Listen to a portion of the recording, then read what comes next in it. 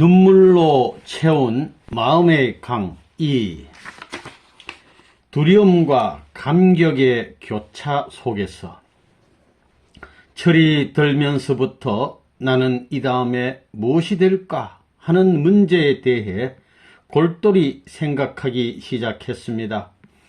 자연을 관찰하고 연구하는 것을 좋아하니 과학자가 되어볼까도 했지만 일본의 수탈에 시달리며 끼니조차 잊지 못하는 사람들의 비참한 현실을 목격하고는 생각을 바꾸었습니다.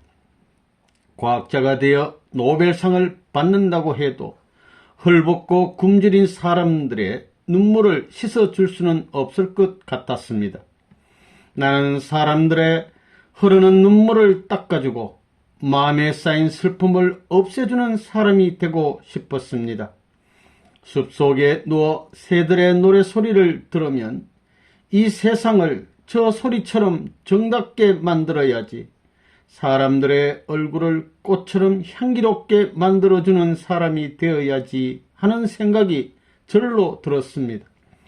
과연 어떤 사람이 되어야 그런 일을 할 수 있을지는 잘 몰랐지만 사람에게 행복을 전하는 사람이 되어야겠다는 마음만은 굳어져 갔습니다. 내 나이 10살 무렵 목사인 윤국 할아버지 덕분에 우리 집안은 모두 기독교로 개종하고 열심히 신앙생활을 했습니다. 그때부터 나는 한 번도 그러지 않고 성실하게 교회를 다녔습니다. 예배 시간에 조금이라도 늦으면 너무 부끄러워 얼굴도 들지 못했습니다. 어린 나이에 뭘 알아 그리 했을까마는 내 마음속에는 그때 이미 하나님의 존재가 커다랗게 자리 잡고 있었습니다. 그리고 삶과 죽음, 인생의 고통과 슬픔에 대해 심각하게 고민하는 시간이 늘어가기 시작했습니다.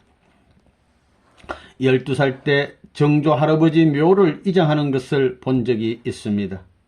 원칙대로라면 문중 어른들만 참석하는 자리였지만 사람이 죽으면 어떻게 되는지 직접 보고 싶은 마음에 길을 쓰고 끼어들었습니다. 묘를 파고 시체를 이장하는 것을 지켜보던 나는 순간 놀라움과 두려움에 휩싸였습니다. 예를 갖춘 어른들이 모두 모여 분묘를 열었을 때 내 눈에 들어온 것은 앙상한 뼈조각뿐이었습니다. 그동안 아버지와 어머니를 통해 들었던 정조 할아버지의 모습은 온데간데 없고 하얀 뼈만 흉측한 모습을 드러냈습니다. 정조 할아버지의 뼈를 보고 난 후 나는 한동안 그 충격에서 헤어나오지 못했습니다. 정조 할아버지도 살아계실 적에는 우리와 똑같은 모습을 하고 계셨을 텐데, 그럼 우리 부모님도 돌아가시면 정조 할아버지처럼 하얀 뼈만 남는 건가? 나도 죽으면 그렇게 되는 건가? 사람은 모두 죽어야 하나? 죽은 다음엔 아무 생각도 못하고 그저 누워만 있는 건가? 그럼 생각은 어디로 가는 건가? 하는 의문이 머릿속에서 떠나지 않았습니다. 그때 집안에 이상한 일들이 많이 벌어졌습니다. 지금도 생생하게 기억나는 일이 하나 있습니다. 예장을 만들려고 물레에서 뽑은 톱것을 독에 넣어두었는데 어느 날 밤 그것이 윗마을 오래된 밤나무에 하얗게 널려 있었습니다. 톱것은 한 필 정도의 양이 될 때까지 모았다가 무명을 짜서 자식들 혼례에 쓰는 것인데 우리 고향에서는 이것을 예장이라고 불렀습니다. 그런데 누가 그것을 한밤중에 집에서 멀리 떨어진 밤나무에 걸쳐 놓은 건지 알 수 없었습니다. 아무래도 사람이 한 짓은 아닌 것 같다 동네 사람들 모두 두려워했습니다. 16살 무렵 13 남매 중 5명의 동생이 한 해에 세상을 떠나는 비극도 겪었습니다. 한꺼번에 아이 5을 잃은 부모님의 상심은 이루 말할 수 없었습니다. 그런데 끔찍한 일은 우리 집 담장을 넘어 문중에까지 번졌습니다. 멀쩡하던 소가 갑자기 죽어나가고 잇따라 말이 죽더니 하룻밤새에 돼지가 7마리나 죽어나갔습니다. 집안의 고난은 민족의 고통, 세계의 고통으로 이어졌습니다. 점점 악랄해지는 일본의 압정과 우리 민족의 비참한 처지를 지켜보며 나의 고민도 커져만 갔습니다.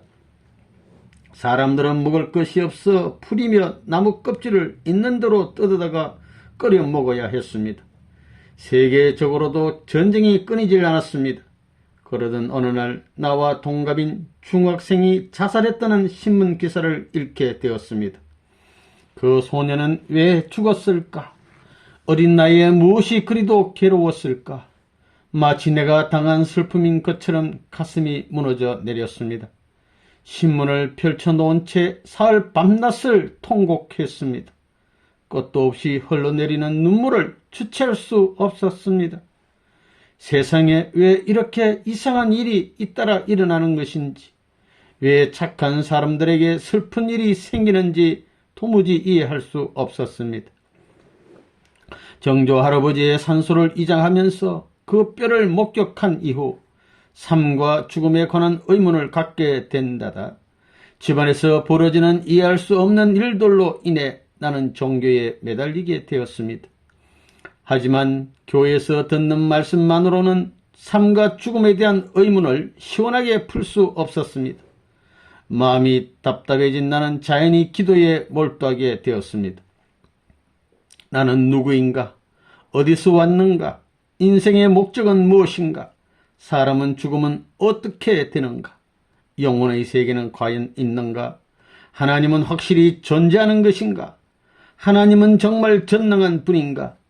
하나님이 전능한 분이라면 왜 세상의 슬픔을 그대로 보고만 있는 것인가? 하나님이 이 세상을 지으셨다면 이 세상의 고통도 하나님이 만드신 것인가? 일본에게 나라를 빼앗긴 우리나라의 비극은 언제 끝날 것인가? 우리 민족이 당하는 고통의 의미는 무엇인가? 왜 인간은 서로를 미워하며 싸우고 전쟁을 일으키는 것인가? 등 참으로 심각하고 본질적인 질문들이 가슴 속을 가득 메웠습니다. 그 누구도 쉽게 대답하기 힘든 질문들이라 기도하는 길밖에는 다른 도리가 없었습니다. 나를 괴롭히는 마음의 문제를 하나님께 털어놓고 기도를 하는 동안에는 고통도 슬픔도 사라지고 마음이 편안했습니다. 기도하는 시간이 점점 길어지다 급기야 밤을 새우는 날도 하루하루 늘어났습니다. 그러던 어느 날 하나님이 내 기도에 화답해주는 진귀한 경험을 하게 되었습니다. 그날은 내 평생 가장 소중한 기억으로 남을 꿈에도 잊을 수 없는 날입니다. 16 되던 해 부활절 전야였습니다. 그날도 어김없이 마을 뒤에 있는 묘두산에 올라가 밤새 기도하며 하나님께 눈물로 매달렸습니다. 왜 이토록 슬픔과 절망이 가득한 세상을 만드셨는지, 전지전능하신 하나님이 왜 이 세상을 아픔 속에 내버려 두시는 건지, 비참한 조국을 위해 내가 무엇을 해야 하는지 나는 눈물을 흘리며 묻고 또 물었습니다.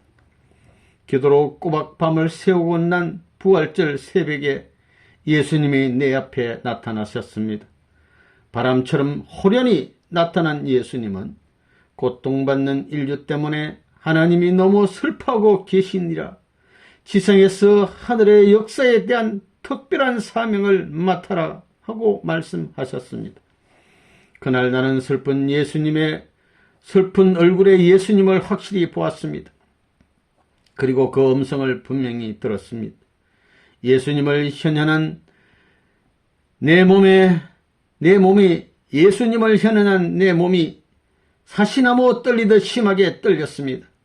그 자리에서 당장이라도 죽을 것 같은 두려움과 터질 듯한 감격이 한꺼번에 엄습했습니다. 예수님은 또렷하게 앞으로 내가 해야 할 일을 말씀해 주셨습니다. 고통받는 인류를 구해 하나님을 기쁘게 해드리라는 엄청난 말씀이었습니다. 저는 못합니다. 제가 그걸 어떻게 하겠습니까? 제게 그렇게 막중한 임무를 내리시다니요. 정말 두려웠습니다. 어떻게든 피하고 싶어 예수님의 옷자락을 붙잡고 한없이 울었습니다. 심장이 아플수록 송두리째 사랑하라. 나는 극심한 혼란에 빠졌습니다. 부모님께도 털어놓을 수 없고 마음속에 꼭꼭 담아둘 수만도 없는 큰 비밀을 어찌해야 할지 몰라 쩔쩔맸습니다. 분명한 건 내가 하늘로부터 특별한 임무를 받았다는 사실이었습니다. 혼자 감당하기에는 너무 크고 엄청난 그 책임을 도저히 다할 수 없을 것 같아 불안하고 두려웠습니다. 혼란스러운 마음을 다스리려 이전보다 훨씬 더 기도에 매달렸지만 그마저도 소용이 없었습니다. 아무리 애를 써도 예수님을 만난 기억에서 잠시도 헤어날 수 없었습니다. 울음이 솟구치는 마음을 어쩌지 못해 나는 그 두려움을 시로 썼습니다. 내가 사람을 의심할 때 나는 고통을 느낍니다. 내가 사람을 심판할 때 나는 견딜 수 없어집니다. 내가 사람을 미워할 때 나는 존재 가치를 잃고 맙니다. 그러나 만일 믿으면 나는 속임을 당하고 맙니다. 이 저녁 나는 머리를 손바닥에 묶고 고통과 슬픔에 떨고 있습니다. 내가 틀린 것입니까? 그렇습니다. 내가 틀린 것입니다. 비록 속임을 당할지라도 믿어야 합니다. 비록 배신을 당할지라도 용서해야 합니다. 미워하는 사람까지도 송두리째 사랑하십시오. 눈물을 닦아내고 미소로 맞이하십시오. 남을 속이는 일밖에 모르는 자들을, 배신을 하고도 뉘우칠 줄 모르는 자들까지도 오 주여, 사랑하는 아픔이여, 저의 이 고통을 보소서. 불타는 이 가슴에 주의 손을 얹어 주소서. 저의 심장은 깊은 고뇌로 터질 듯만 하옵니다. 그러나 배신한 자들을 사랑했을 때 나는 승리를 쟁취했습니다. 만일 당신도 나와 같은 사랑을 한다면 나는 그대에게 영광의 면류관을 드리오리다. 예수님을 만난 이후 내 삶은 완전히 바뀌었습니다. 예수님의 슬픈 얼굴이 내 가슴 안에 화인처럼 찍혔어 다른 생각, 다른 마음은 전혀 떠오르지 않았습니다. 그날 이후 나는 하나님의 말씀에 매여 버렸습니다. 때로는 끝없는 어둠이 나를 에워싸 숨조차 쉴 수 없이 고통스러웠고, 때로는 떠오르는 아침해를 마주하는 듯한 기쁨이 마음속에 가득 차 올랐습니다. 그런 날이 반복되면서 나는 점점 더 깊은 기도의 세계로 들어갔습니다. 나는 예수님이 내게 직접 일러주시는 새로운 진리의 말씀을 가슴에 안고 하나님에게 완전히 사로잡혀 이전과는 전혀 다른 삶을 살아갔습니다. 생각할 것이 너무도 많아 점점 더 말이 없는 소년이 되어 갔습니다. 하나님의 길을 가는 사람은 언제든지 정성과 마음을 다해 그 목적지를 찾아가야 합니다. 이 길에는 집념이 필요합니다. 타고난 고집불통인 나는 본래부터 집념 덩어리입니다. 타고난 성질 그대로 집념을 갖고 고난을 극복해 가며 내게 주어진 길을 갔습니다. 흔들릴 때마다 나를 단단히 붙잡아 준 것은 하나님으로부터 직접 말씀을 들었다는 엄중한 사실이었습니다. 그렇지만 단 한 번뿐인 청춘을 바쳐 그 길을 선택하는 것이 쉽지만은 않았습니다. 때로 피하고 싶은 마음도 들었습니다.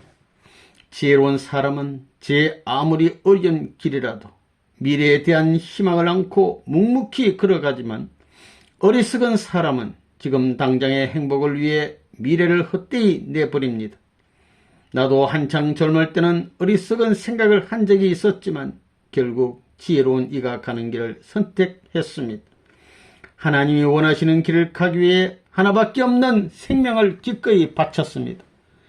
도망가려 해도 도망갈 길이 없었고 내가 갈 길은 오직 그 길밖에 없었습니다. 그런데 하나님은 왜 나를 불렀을까요? 90이 다 된 지금도 날마다 하나님이 왜 나를 부르셨는가를 생각합니다. 이 세상의 수많은 사람 중에서 하필이면 왜 나를 선택하셨을까요? 외모가 잘 생기기나 인격이 훌륭하거나 신념이 강해서가 아닙니다. 나는 고집불통에다 어리석고 보잘것없는 소년일 뿐이었습니다.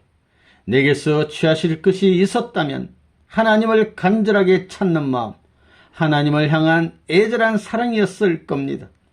언제 어디서든 가장 중요한 것은 사랑입니다. 하나님은 사랑의 마음을 갖고 살며 고난을 당할 때에도 사랑의 칼로 고통을 끊을 수 있는 사람을 찾다가 나를 부르신 것입니다. 나는 아무것도 내세울 것 없는 시골 소년이었습니다. 지금도 나는 고독하게 하나님의 사랑에만 목을 메고 사는 미련한 사람입니다. 나는 스스로 알 수 있는 것이 전혀 없었기 때문에 모든 것을 하나님께 여쭈었습니다. 하나님 분명히 계십니까? 하고 물었어. 하나님이 계신 것을 알았고 또 하나님도 소원이 있습니까? 하고 물었어. 그분께도 소원이 있다는 사실을 알았습니다. 하나님 내가 필요합니까? 하고 여쭈었어. 그분께 내가 쓰일 곳이 있다는 것도 알았습니다. 내 기도와 정성이 하늘에 닿는 날이면 예수님은 반드시 나타나셨고 특별한 말씀을 전해 주셨습니다. 간절히 알기를 원하면 예수님께서는 언제든지 온한 얼굴로 진리의 답을 내려주셨습니다. 그분의 말씀은 하나도 흐트러지지 않고 날카로운 화살처럼 내 가슴에 깊이 박혔습니다.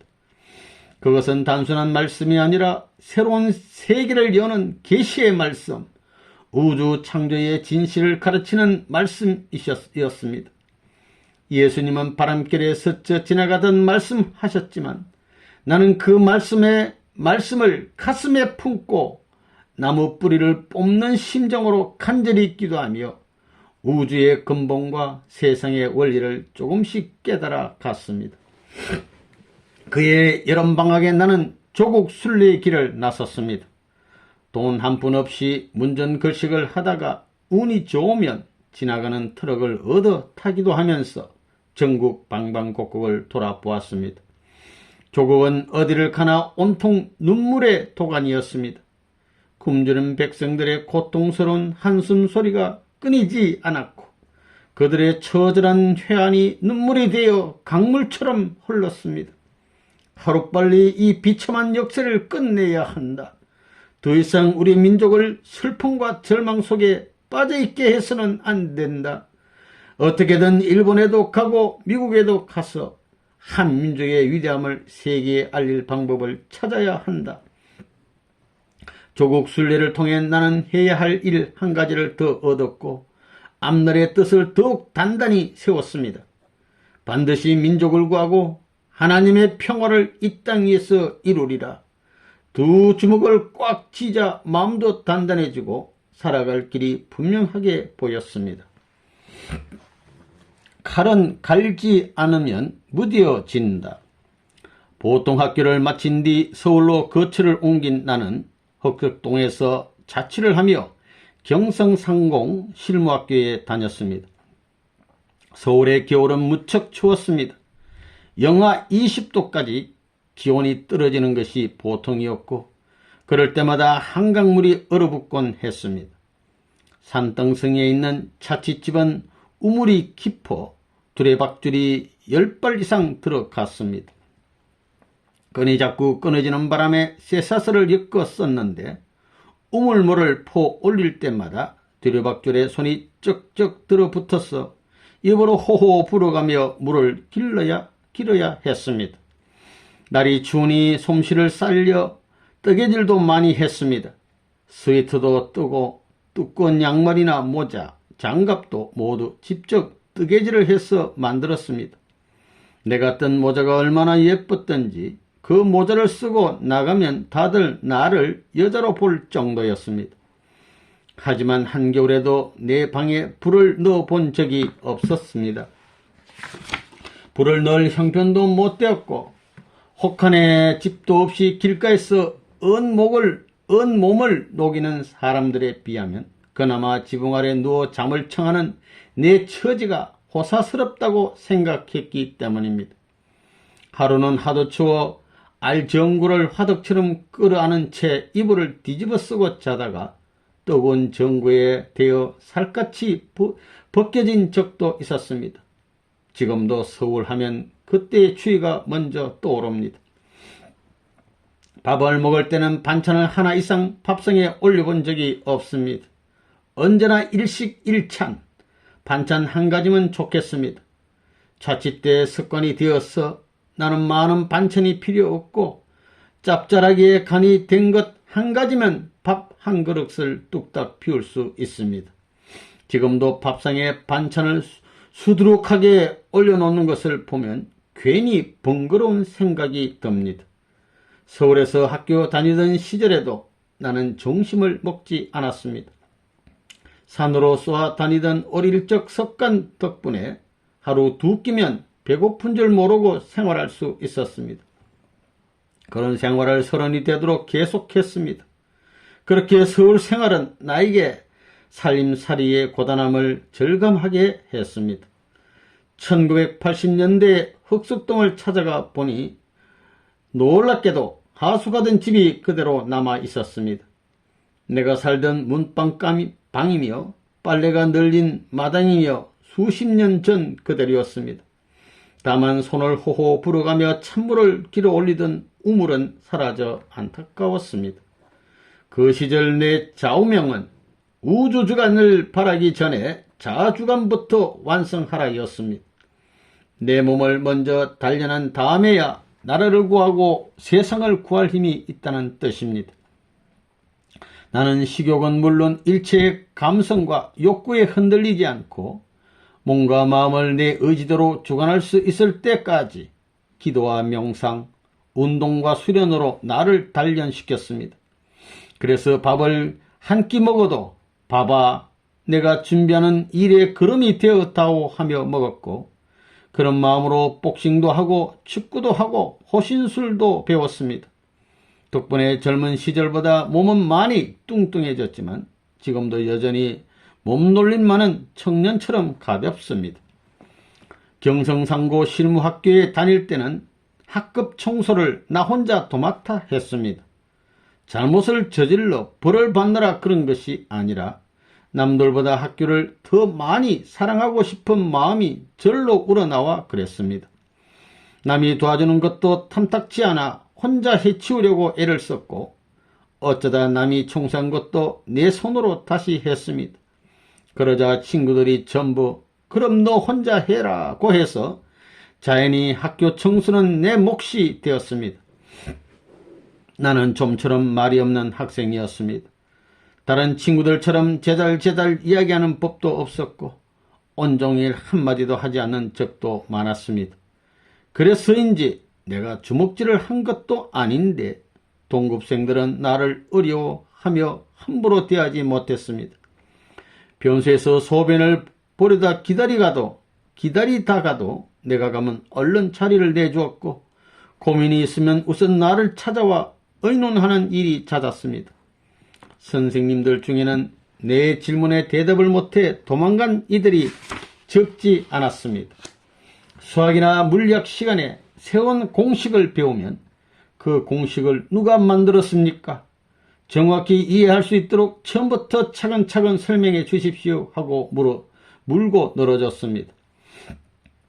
그렇게 들추고 해치고 파고 또 파는 통에 선생님들이 두 손 두 발을 다 들고 말았습니다. 나는 세상에 존재하는 논리를 하나하나 검증해 믿기 전에는 어떤 것도 받아들일 수 없었습니다. 그 멋진 공식을 왜 내가 먼저 생각하지 못했을까 하는 생각에 공연히 화가 나기도 했습니다. 어릴 적 밤새 울고 고집을 부리던 성격이 공부한 데에도 고스란히 드러난 겁니다. 공부를 할 때에도 기도할 때처럼 온통 정신을 집중하며 정성을 모두 쏟아부었습니다.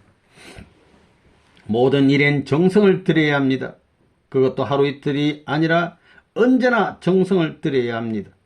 한 번 쓰고 갈지 않은 칼은 무뎌지기 마련입니다. 정성도 마찬가지입니다. 매일 칼을 날카롭게 갈아 나를 세운다는 마음으로 꾸준히 지속해야 합니다. 무슨 일이든 정성을 들이면 자기도 모르는 새 신비스러운 경지에 들어가게 됩니다. 붓을 잡은 손에 정성을 넣어서 이 손에 위대한 화가가 와서 나를 돕는다 하고 정신을 집중하면 세상을 깜짝 놀라게 하는 그림이 탄생합니다. 나는 남들보다 빠르고 정확하게 이야기하려고 말하기 훈련에 정성을 다했습니다. 골방에 들어가 각야 그거 갈랄달랄 소리를 내어 빨리 말하는 연습을 했습니다. 휘리릭 하고 내가 하고 싶은 말을 순식간에 퍼붓는 훈련을 한 겁니다. 그래서 남들이 한마디 할 때 10마디 할 만큼 말이 빨라졌습니다. 나이를 많이 먹은 지금도 나는 말이 참 빠릅니다. 어떤 이들은 말이 너무 빨라 알아듣기 어렵다고도 하지만 나는 마음이 급해 도저히 천천히 말할 수가 없습니다. 가슴속에 하고 싶은 말이 한가득인데 어떻게 천천히 말을 하겠습니까? 그런 면에서 나는 이야기를 즐겨하셨던 우리 할아버지를 꼭 닮았습니다. 할아버지는 사랑방에 모인 사람들 앞에서 3시간이든 4시간이든 시간 가는 줄 모르고 세상 사는 이야기를 풀어놓으셨습니다. 나도 그렇습니다. 마음이 통하는 사람들과 함께 있으면 밤이 새는지 새벽이 오는지도 모릅니다. 가슴속에 쌓인 말들이 술술 흘러나와 멈출 수가 없습니다. 밥 먹는 것도 달갑지 않고 이야기하는 것이 그리 좋을 수 없습니다. 내 이야기를 듣는 사람들도 힘이 들어 이마에 진땀이 송골송골 맺힙니다. 그래도 내가 땀을 뻘뻘 흘리며 이야기를 계속해야 되니 차마 그만 가봐야 한다는 말도 못하고 나와 함께 밤을 꼬박 새우기 일수입니다. 거대한 비밀의 문을 여는 열쇠. 고향에서 산이라는 산은 모두 찾아 올라갔던 것처럼 서울에서도 구석구석 안 가본 곳이 없습니다. 그때 서울에는 시내를 관통하는 전차가 다녔습니다. 당시 전차값이 5전이었는데 그마저도 아까워 시내까지 늘 걸어서 나가곤 했습니다. 무더운 여름날에는 땀을 뻘뻘 흘리며 걸었고 차디찬 겨울에는 살을 애는 바람을 뚫고 뛰다시피 걸었습니다. 걸음이 워낙 빨라서 흑석동에서 한강을 건너 종로의 화신백화점까지 45분이면 도착했습니다. 보통 사람은 1시간 반 정도 걸리는 거리를 절반에 주파했으니 얼마나 빠른 걸음인지 상상이 갈 것입니다. 전차값은 아껴 두었다가 나보다 돈이 더 필요한 사람들에게 나누어 주었습니다. 내석이 부끄러울 정도로 적은 돈이었지만 10,000금을 내주고 싶은 간절한 마음으로 주었고 그 돈이 복의 씨가 되길 빌며 주었습니다. 4월이면 고향에서 꼬박꼬박 학비를 보내왔지만 형편이 어려운 주위의 사람들을 그냥 보아 넘기질 못하다 보니 그 돈은 5월이 되기 전에 모두 바닥이 났습니다. 한 번은 학교 가는 길에 숨이 넘어갈 것처럼 아픈 사람을 만났습니다. 어찌나 불쌍한지 발이 떨어지지 않아 그 사람을 업고 올이나 떨어진 병원으로 내달렸습니다. 때마침 주머니에 들어있던 학비를 탈탈 털어 병원비로 내고 나니 돈이 한 푼도 남지 않았습니다. 학비를 못 내 학교에서 독촉을 받는 것을 보고 친구들이 돈을 1푼, 2푼 모아 주었습니다. 그때 친구들을 평생 잊지 못합니다. 도움을 주고받는 것 역시 하늘이 맺어주는 인연입니다. 그 당시는 잘 몰랐지만 지나서 생각해보면 아, 그래서 나를 그 자리에 보내셨구나 하고 깨달아집니다. 그러니 문득 내 앞에 도움을 청하는 사람이 나타나면 하늘이 이 사람을 도우라고 날 보내셨구나 하고 마음을 다해 숨기게 됩니다. 하늘이 열을 도우라고 하는데 5만 도와서는 안 됩니다. 열을 주라고 하면 100을 주는 것이 옳습니다. 남을 도울 때는 아낌없이 지갑의 돈까지도 몽땅 털어서 도와야 합니다. 서울에 와서 바람떡이란 걸 처음 보았습니다. 그 색이며 모양이 어찌나 예쁜지 아이고 이렇게 곱게 생긴 떡이 다 있구나 하며 한 입을 베어 물었더니 바람이 푹 꺼지며 폭삭 주저앉는 게 아닙니까? 그때 알았습니다. 아, 서울이란 곳이 바로 이 바람떡 같구나. 서울 깍쟁이란 말이 왜 생겼는지 알 것 같았습니다. 서울은 겉보기엔 고관 대작들이 즐비한 부자 세상 같지만 실상은 가난한 사람들 천지였습니다. 한강다리 밑에는 누더기 차림의 거지들이 절비했습니다. 나는 한강다리 밑 빈민굴에 찾아가 거지들의 머리를 깎아주며 마음을 나누었습니다. 가난한 사람들은 눈물이 많습니다. 가슴에 맺힌 것이 많아 내가 말 한마디만 건네도 대성통곡을 하며 울었습니다. 벅벅 긁으면 허옇게 자국이 생길 정도로 덕지덕지 때가 낀 손으로 직접 구글에 온 밥을 나에게 건네기도 했습니다. 그러면 나는 더럽다 하지 않고 기쁜 마음으로 같이 먹었습니다. 서울에서도 교회를 열심히 다녔습니다. 주로 흑석동에 있던 명수대 예수교회와 한강 건너편 백사장에 있던 서빙고 교회에 다녔습니다. 추운 겨울날 서빙고 동으로 건너가다 보면 뻥 지지지 하며 얼음장이 갈라지는 소리가 났습니다. 교회에선 주일학교 선생님 노릇을 했습니다. 내 수업은 아주 재미있어서 아이들이 많이 좋아했습니다. 지금은 나이가 들어 농담하는 재주도 없어졌지만 그 당시엔 우스개 이야기도 잘해서 아이들이 잘 따르고 좋아했습니다. 내가 엉엉 울면 아이들도 엉엉 울고 내가 하하 웃으면 아이들도 하하 웃으며 내 뒤를 졸졸 따라다닐 정도로 인기가 좋았습니다. 명수대의 뒤쪽에는 달마산이 있습니다. 나는 달마산 바위돌에 올라가 밤새 기도하는 일이 많았습니다. 춥거나 덥거나 상관없이 하루도 그러지 않고 기도에 열중했습니다. 한번 기도에 들어가면 눈물 콧물이 범벅이 될 정도로 울며 하나님께 받은 말씀을 놓고 몇 시간씩 기도에만 전념했습니다. 하나님의 말씀은 암호와 같아서 그것을 풀려면 더 기도에 몰두해야 했습니다. 지금 생각하면 그때 이미 하나님은 비밀의 문을 여는 열쇠를 친절히 쥐어 주셨는데 내 기도가 부족하여 그 문을 열지 못했던 것입니다. 그러니 밥을 먹어도 먹는 것 같지 않고 눈을 감아도 잠이 오지 않았습니다. 같이 하숙하던 친구들은 내가 산에 올라가 밤새 기도한다는 사실을 잘 몰랐습니다. 그래도 다른 사람들과 다른 뭔가가 느껴졌는지 나를 어려워했습니다. 하지만 평소에는 우스갯소리를 해가며 다정하게 어울려 지냈습니다. 나는 누구와도 마음을 잘 통합니다. 할머니가 오면 할머니랑 친구하고 애들이 오면 애들과 장난을 치며 놉니다. 누구든지 사랑하는 마음으로 대하면 다 통하는 법입니다. 흑석동 시절 자취집 주인이었던 이규환 아주머니는 80이 넘어 세상을 떠날 때까지 50여 년 동안 나와 우정을 나누며 벗으로 지냈습니다. 가숙을 치느라 늘 바빴지만 항상 나를 따뜻하게 해주었습니다. 나한테 잘해줘야 자기 마음이 편하다면서 반찬 한 가지라도 더 주려고 애썼습니다. 별로 말도 없고 재미도 없는 내가 뭐 그리 예쁘다고 잘해주었는지 모릅니다.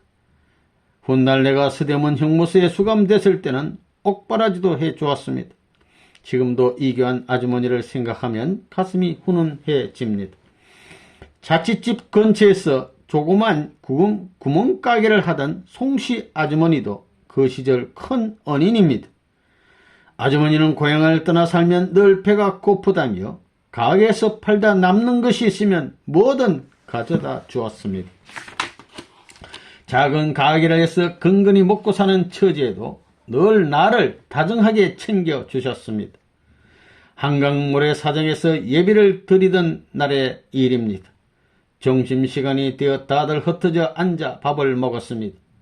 점심을 먹지 않는 나는 그 속에 우두커니 앉아있기가 뭐해 혼자 쓱 뒤로 빠져 모래사장 돌무더기에 앉아 있었습니다. 그런데 송씨 아주머니가 빵 2개와 아이스 케이크 2개를 가져다 주셨습니다. 그 고마운 마음이란 하나의 1전짜리로 모두 4전밖에 안 되는 것이었지만 그 마음을 평생 잊을 수가 없습니다. 나는 아무리 작은 일이라도 일단 신세를 지면 평생 잊지 못합니다. 나이 90이 된 지금도 언제 누가 무엇을 해 주었고 언제 누가 어떻게 해 주었는지는 줄줄이 외울 수 있습니다. 나를 위해 수고를 아끼지 않고 언덕을 베풀어 준 사람들을 평생 잊지 못합니다. 언덕을 입으면 반드시 더 크게 갚아야 합니다. 은혜를 베푼 이를 직접 만날 수 없더라도 중요한 것은 그 사람을 생각하는 마음입니다. 그래서 그 사람을 못 만나더라도 그 고마움을 다른 사람에게 갖겠다는 간절한 마음으로 살아야 합니다. 펄펄 끓는 불덩어리처럼 경성학교를 마치고 1941년에 일본으로 유학을 떠났습니다. 일본을 확실하게 알아야 한다는 생각에서 떠난 유학이었습니다. 기차를 타고 부산으로 내려가는데 어찌나 눈물이 쏟아지는지 외투를 뒤집어 쓰고 엉엉 울었습니다. 눈물 콧물이 끊이지 않아 얼굴이 뚱뚱 부었습니다. 식민지하에서 신음하는 고아와 같은 내 나라를 두고 가는 마음이 처절했습니다. 그렇게 울다 창밖을 보니 우리의 산천이 나보다 더 슬게 울고 있었습니다. 산천 초목에서 눈물이 철철 흘러내리는 것을 두 눈으로 똑똑히 보았습니다. 통곡하는 산천을 향해 약속했습니다. 고국 산천아, 울지 말고 기다려라. 내가 반드시 조국 강복을 안고 돌아오마. 4월 1일 새벽 2시 부산항에서 간부 연락선을 탔습니다. 밤바람이 거셌지만 갑판 위를 떠나지 못하고 점점 멀어져가는 부산을 바라보며 뜬 눈으로 밤을 지새웠습니다. 도쿄에 도착해서는 와세다 대학교 부속 와세다 고등공학교 전기공학과에 입학했습니다. 현대과학을 모르고는 새로운 종교 이념을 세울 수 없다는 판단하에 전기과를 택한 것입니다. 수학에 보이지 않는 세계는 종교와 일맥상통하는 면이 있습니다. 큰 일을 하려면 수리력이 뛰어나야 하는데 나는 머리가 큰 덕분인지 남들이 어렵다고 하는 수학에 능해서 수학을 좋아했습니다. 크기가 맞는 모자를 찾기 어려워 공장을 직접 찾아가서 2번이나 새로 맞춰 쓸 정도로 머리가 컸습니다. 한 가지 일에 집중하면 보통 사람들이 10년 걸리는 것을 3년도 안 돼 해치울 수 있는 것도 어쩌면 머리가 큰 덕분인지 모릅니다. 일본 유학 시절에도 한국에서처럼 선생님들을 향해 질문을 퍼부었습니다. 한번 질문을 시작하면 선생님 얼굴이 빨개지도록 계속했습니다. 그래서 이걸 어떻게 생각하십니까 하고 물어도 어떤 선생님은 아예 나를 쳐다보지도 않고 무시해버렸습니다. 하지만 나는 의심이 생기면 반드시 뿌리까지 파서 해결해야 했습니다. 선생님을 궁지에 몰아넣으려고 그런 것이 아니라 공부를 하려면 그만큼 철저하게 해야 한다고 생각했습니다. 하수집 책상에는 늘 영어와 일본어 그리고 한글로 된 성경책이 나란히 펼쳐져 있었습니다. 성경에 같은 말씀을 3가지 언어로 읽고 또 읽었습니다. 읽을 때마다 워낙 열심히 줄을 긋고 메모를 해두는 바람에 성경책이 온통 까맣게 물들었습니다. 입학하자마자 참석한 한인 유학생회 신입생 환영회에서 나는 조국의 노래를 힘차게 부르며 뜨거운 민족애를 과시했습니다. 일본 경찰이 입회한 자리였음에도 당당하게 불러 제쳤습니다. 그의 건축공학과에 입학했던 엄동문은 그 노래에 반해 나의 평생 친구가 되기도 했습니다. 도쿄에는 유학생들로 구성된 지하 독립운동 조직이 있었습니다. 조국이 일제 식민 통치하에서 신음하고 있었으니 당연한 일입니다. 대동아 전쟁이 치열해질수록 일본의 탄압은 날로 심해졌습니다. 아무 죄도 없는 한국 학생들을 학도 학도병이란 이름으로 전쟁터로 내몰기 시작하면서 지하 독립운동도 점점 활발해졌습니다. 일본 천황 히로히토를 어떻게 할 것인가를 두고 토론도 많이 했습니다. 나는 조직에서 도감 책임자가 되어 김구 선생의 임시정부를 긴밀한 위치에서 돕는 일을 맡았습니다. 여차하면 목숨을 내놓아야 하는 자리였지만 정의를 위해 목숨을 내놓는 일이라는 생각에 끄리낌이 없었습니다. 와세다 대학 오른편에 경찰서가 있었습니다. 나의 활동을 눈치챈 일본 경찰은 늘 눈에 불을 켜고 나를 감시했습니다. 방학 중에 고향에 다녀오려고 하면 경찰이 먼저 알고 부도나 기차에게 사복 경찰을 보내 배웅할 정도였습니다. 그러니 일본 경찰에게 잡혀가 매를 맞고 고문을 당하고 유치장에 갇히는 일도 부지기수였습니다. 하지만 아무리 심한 고문을 받아도 그들이 요구하는 걸 풀지 않았고 오히려 맞으면 맞을수록 당당해졌습니다. 뒤쫓아오는 경찰과 요스카와 다리 난간 위에서 기둥을 빼들고 싸운 적도 있습니다. 당시 나는 펄펄 끓는 불덩어리였습니다. 노동자의 친구가 된 고생왕초. 서울에서처럼 도쿄에서도 안 가본 데 없이 구석구석 돌아다녔습니다. 친구들이 니꼬와 같이 경치 좋은 곳을 구경 갈 때에도 홀로 남아 도쿄 시내 곳곳을 걸어 다녔습니다. 겉은 번드레했지만 도쿄 시내에도 가난한 사람들 천지였습니다. 나는 집에서 보내주는 돈을 가난한 사람들에게 모두 나눠 주었습니다. 그 시절은 모두들 배가 고팠습니다. 유학생들 중에도 고학생이 많았습니다. 나는 한 달치 식권이 나오면 모두 들고 나가 고학생들에게 주며 먹어라, 마음껏 먹어라 하며 다 써버렸습니다. 나는 돈을 버는 것이 두렵지 않았습니다. 아무 데라도 가서 노동을 하면 밥은 먹을 수 있었으니까요. 돈을 벌어서 형편이 어려운 학생의 학비를 도와주는 것도 나의 낙이었습니다.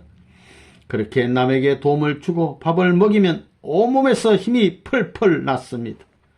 내가 가진 돈을 모두 나눠준 다음에는 니아카로 배달하는 일을 했습니다. 도쿄 시내 27개 구역을 니아카로 누비고 다녔습니다. 불빛이 화려한 긴자 사거리에서 니아카에 전신주를 싣고 가다 뒤집혀 사람들이 혼비백산 달아난 적도 있습니다. 덕분에 지금도 도쿄 구석구석을 손바닥 들여다보듯 훤히 꿰뚫고 있습니다. 나는 노동자 중에 노동자요, 노동자들의 친구였습니다. 땀내와 지리내가 진동하는 그들처럼 나 또한 노동판에 나가 진땀을 흘리며 일했습니다. 그들은 나의 형제였고 그래서 지독한 냄새도 싫지 않았습니다. 새까만 이가 열을 기어가는 더러운 담요도 그들과 함께 덮었습니다. 때가 켜켜이 낀 손도 주지 않고 마주 잡았습니다. 떼국물이 흐르는 그들의 땀 속에 끈끈한 정이 있었습니다.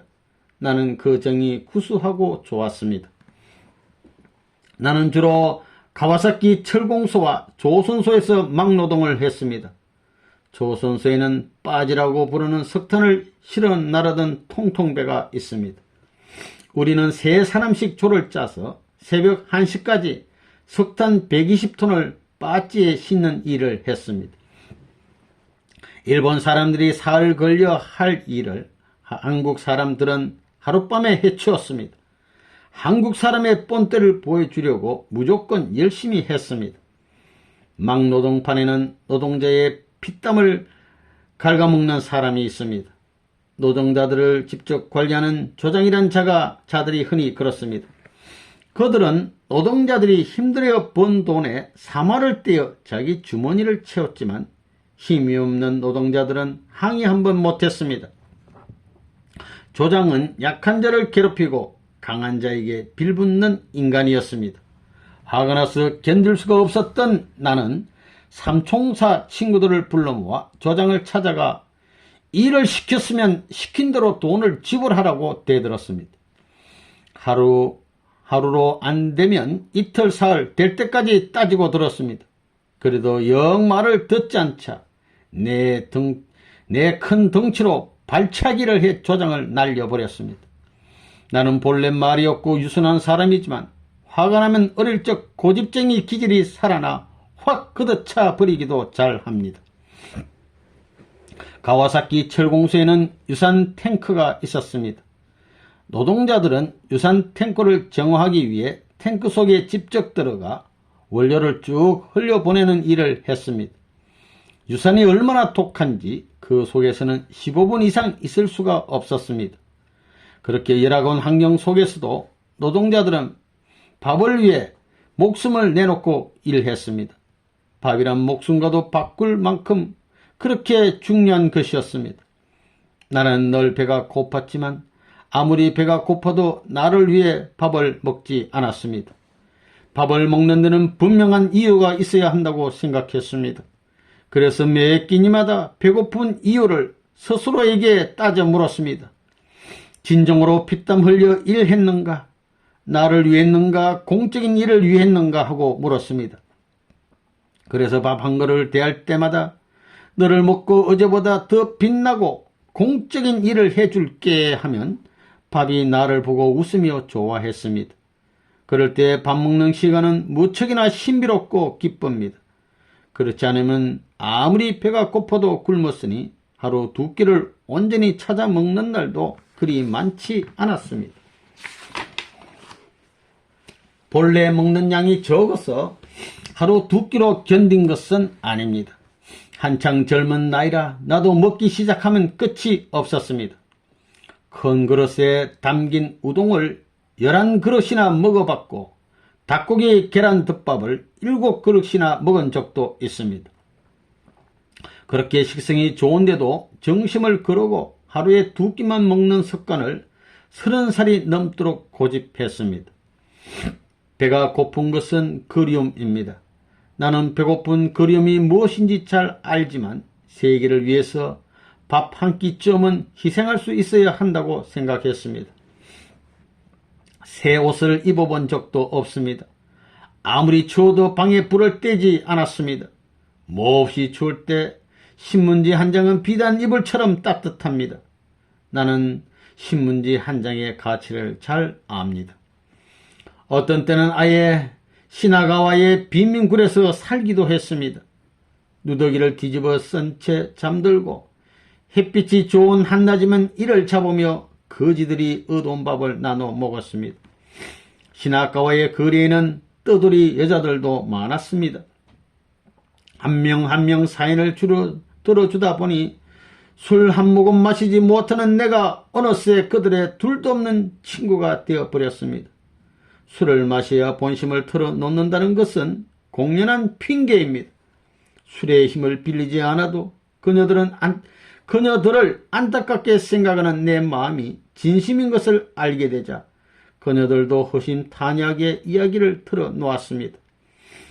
일본에서 공부하는 동안 나는 정말 별의별 일을 다 했습니다.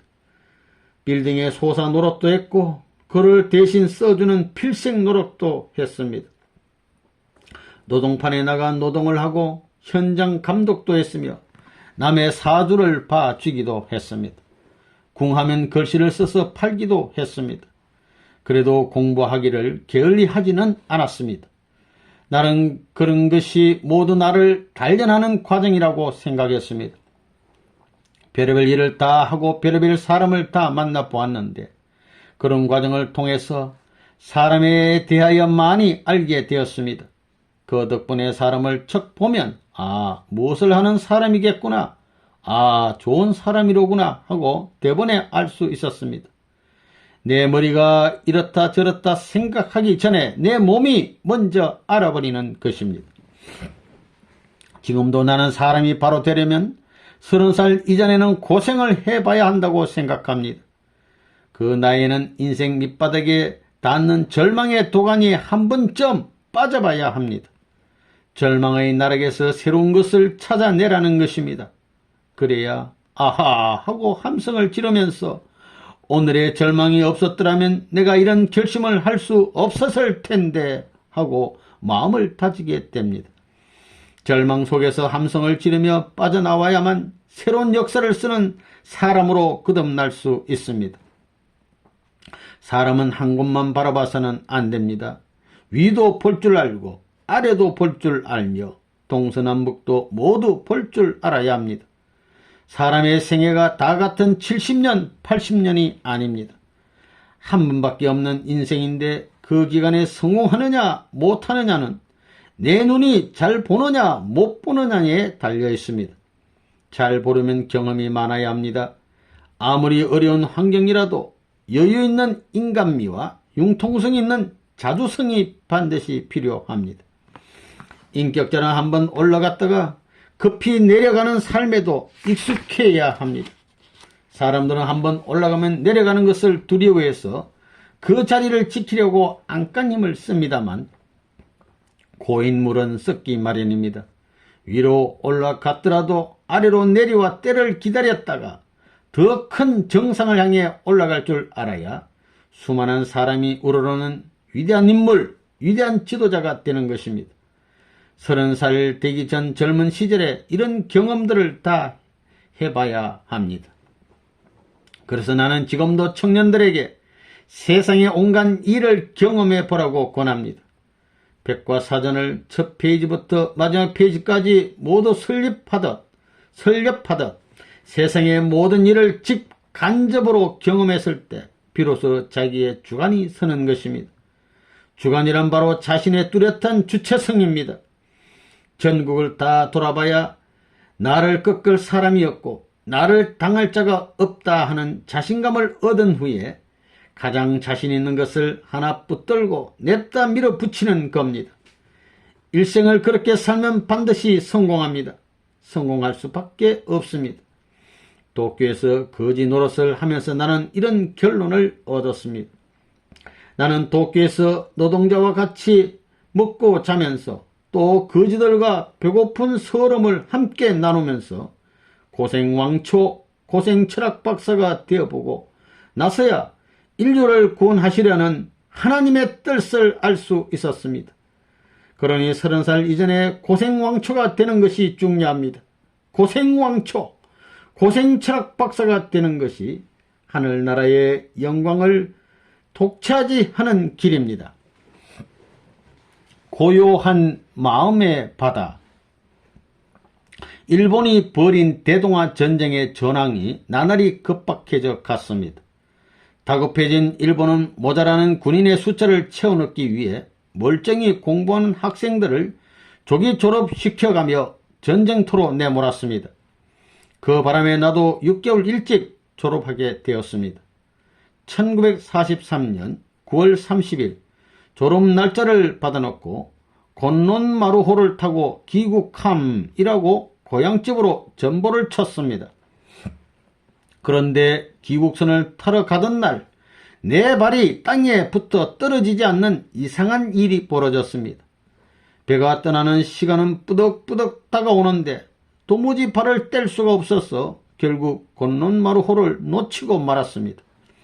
곤논마루호를 타지 말라는 하늘의 뜻인가 보다라는 생각이 든 나는 얼마간 일본에 머물기로 하고 친구들과 후지산을 올랐습니다. 며칠 뒤 도쿄로 돌아보니 세상이 발칵 뒤집혀 있었습니다.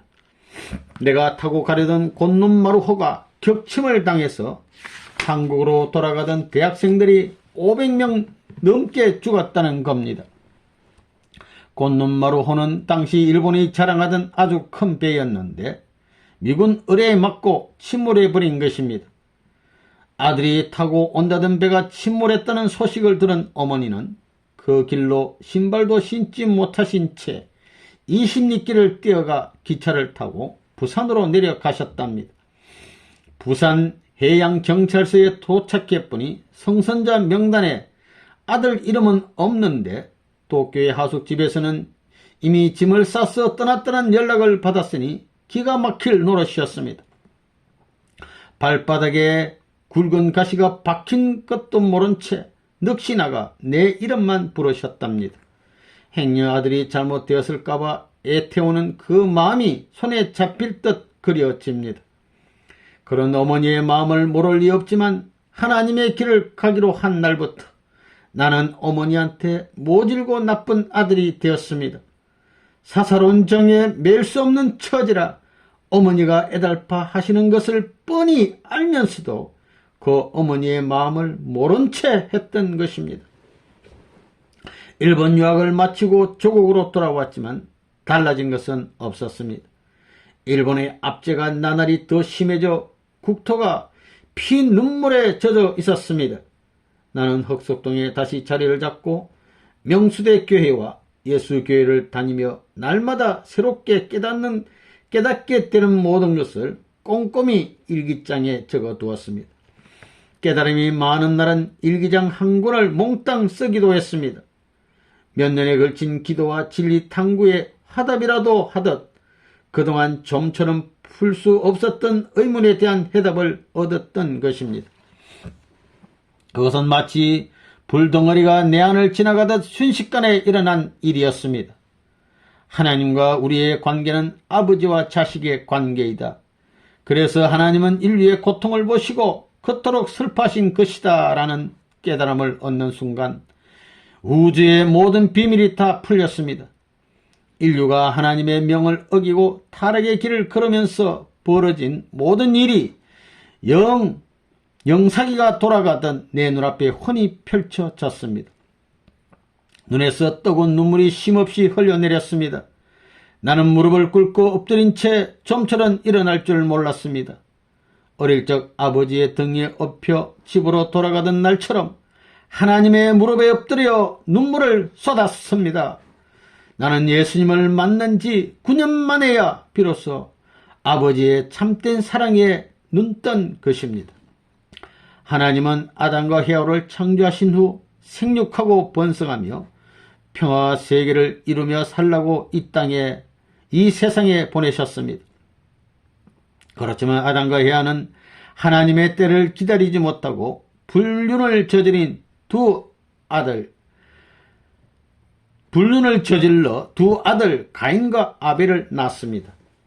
타락으로 얻은 아들들이 서로를 불신하여 형제간의 살인을 저지르면서 이 세상의 평화가 깨지고 죄가 세상을 덮어 하나님의 슬픔이 시작되었습니다. 그런데 인간은 메시아인 예수를 죽이는 큰 죄를 또 저질렀습니다.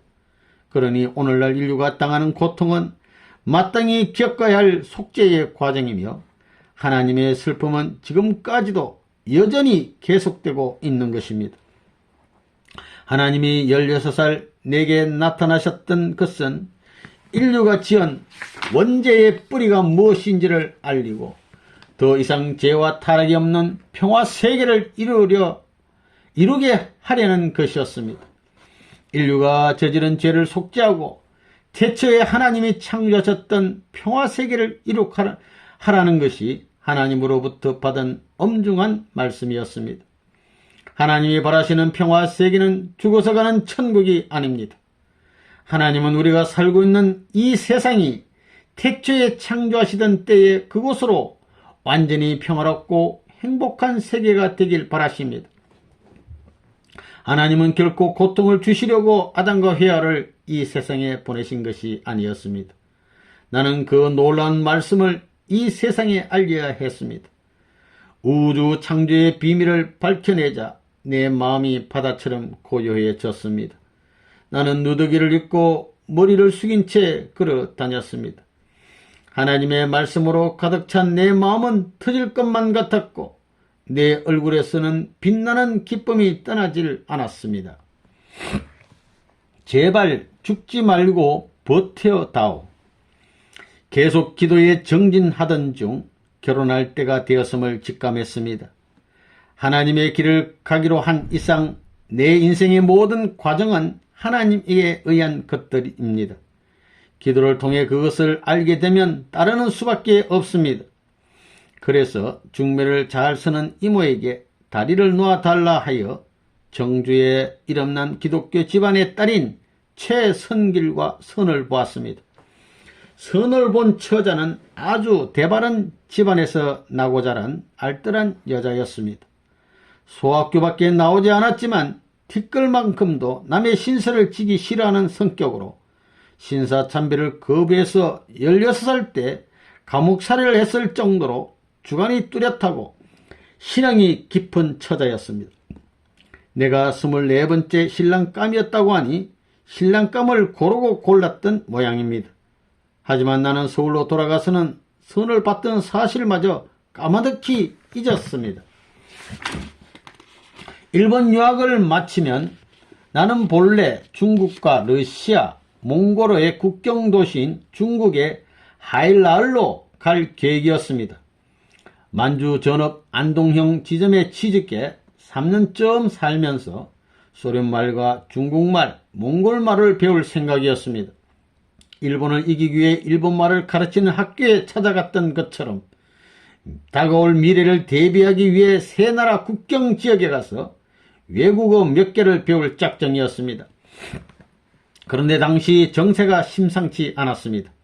아무래도 만주에 가서는 안 될 것 같아 취직하려던 회사에 사표를 내려고 만주에 들렀다가 고향에 돌아와 보니 중매를 섰던 이모가 난리를 쳤습니다. 선본 처자가 나 아니면 시집을 안 간다고 버티고 있으니 큰일이라며 나를 보자마자 처자의 집으로 끌고 갔습니다. 나는 그녀에게 앞으로 내가 어떻게 살아갈 것인지를 분명히 이야기했습니다. 우리가 지금 결혼을 하더라도 적어도 7년 정도는 당신 혼자 살 각오를 해야 할 것이요. 왜 그래야 하는지요? 나에게는 결혼 생활보다 더 중요한 일이 있어. 사실 결혼을 하는 것도 하나님의 섭리를 수행하기 위한 것이요. 우리의 결혼은 가정을 넘어 민족과 인류를 사랑할 수 있는 자리까지 나아가지 않으면 안 되오. 내 뜻이 이러한데도 진심으로 나와 결혼하고 싶소. 그러자 처자는 아무래도 좋습니다. 당신을 보고 난 뒤에 달빛 속에 꽃이 만발한 꿈을 꾸었으니 당신은 하늘이 내게 주신 배필이 확실합니다.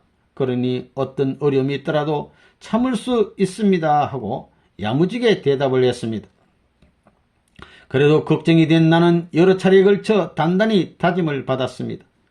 그럴 때마다 처자는 당신과 결혼할 수만 있다면 무엇이라도 다 할 터이니 아무 걱정 마십시오 라며 나를 안심시켰습니다. 그런데 결혼식을 올리기 일주일 전에 장인 될 어른이 갑작스레 돌아가셨습니다. 그 바람에 잡아놓은 날짜보다 결혼식이 늦어져 1944년 5월 4일에 혼례를 올렸습니다. 5월이면 화창한 봄날이건만 그날은 비가 억수같이 쏟아졌습니다.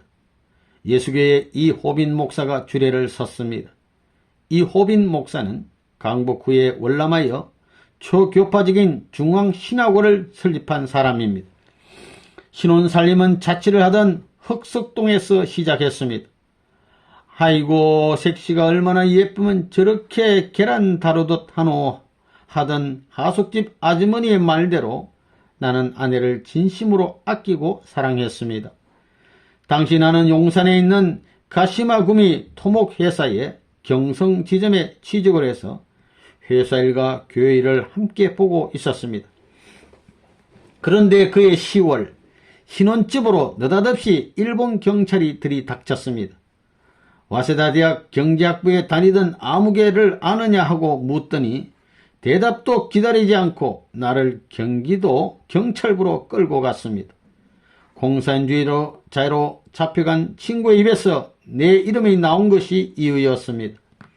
경찰은 잡아간 나를 다짜고짜 고문부터 경찰에 잡혀간 나는 다짜고짜 고문부터 당했습니다. 너놈도 공산당 맞지? 일본 유학 시절에 그 자식하고 같이 일했잖아. 네가 아무리 아니라고 우겨봐야 소용없다. 일본 경시청에 물어보면 다 나오게 돼 있어.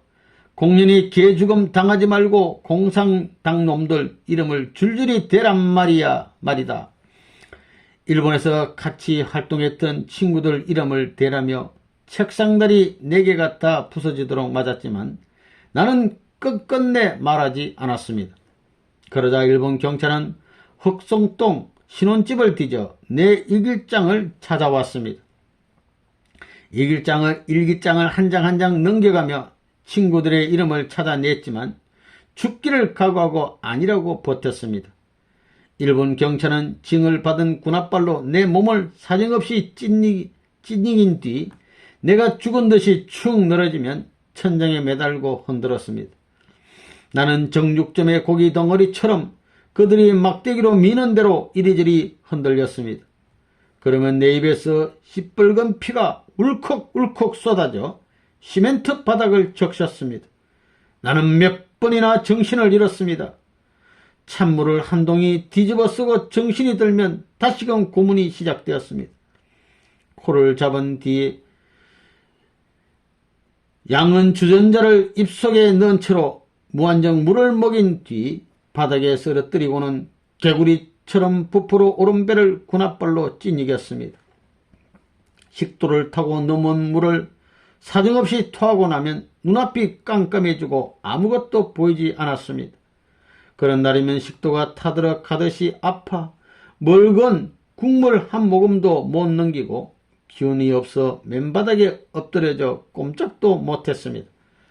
전쟁의 막바지에 이르러 초재진 일본 경찰의 고문은 이런 말할 수 없이 지독했지만 나는 끝끝내 친구들의 이름을 불지 않은 채 버텼습니다. 정신이 오락가락하는 중에도 그것만큼은 죽기 살기로 지켰습니다. 고문을 하다 지친 일본 경찰이 고향에 계신 어머니를 불러왔습니다. 다리가 풀려 제대로 서지도 못하는 나는 경찰관들에게 양팔을 끼인 채 면회실까지 겨우 걸어 나갔습니다. 어머니는 나를 만나보기도 전에 이미 눈가가 짓물려 있었습니다. 조금만 참아라.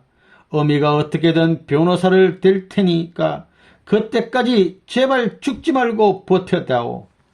면회를 오신 어머니가 피투성이가 된 아들 얼굴을 보며 간절히 말씀하셨습니다.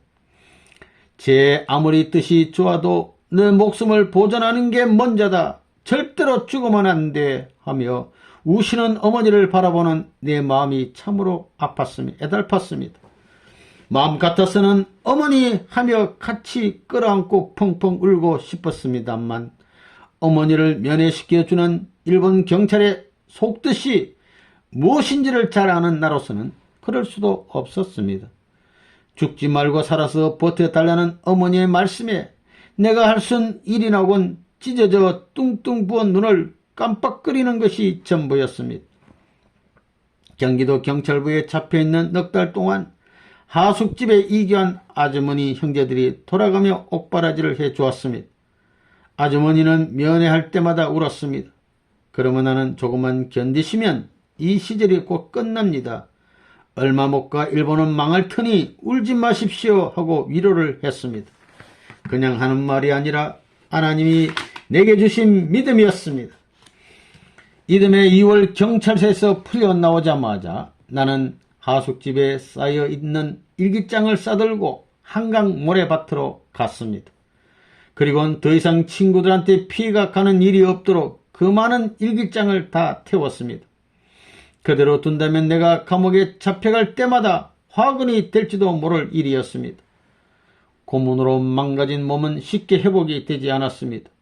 오래도록 혈변을 보며 몸을 추스리지 못해 애를 먹는 나를 하숙집 아주머니 형제들이 정성껏 돌봐주었습니다.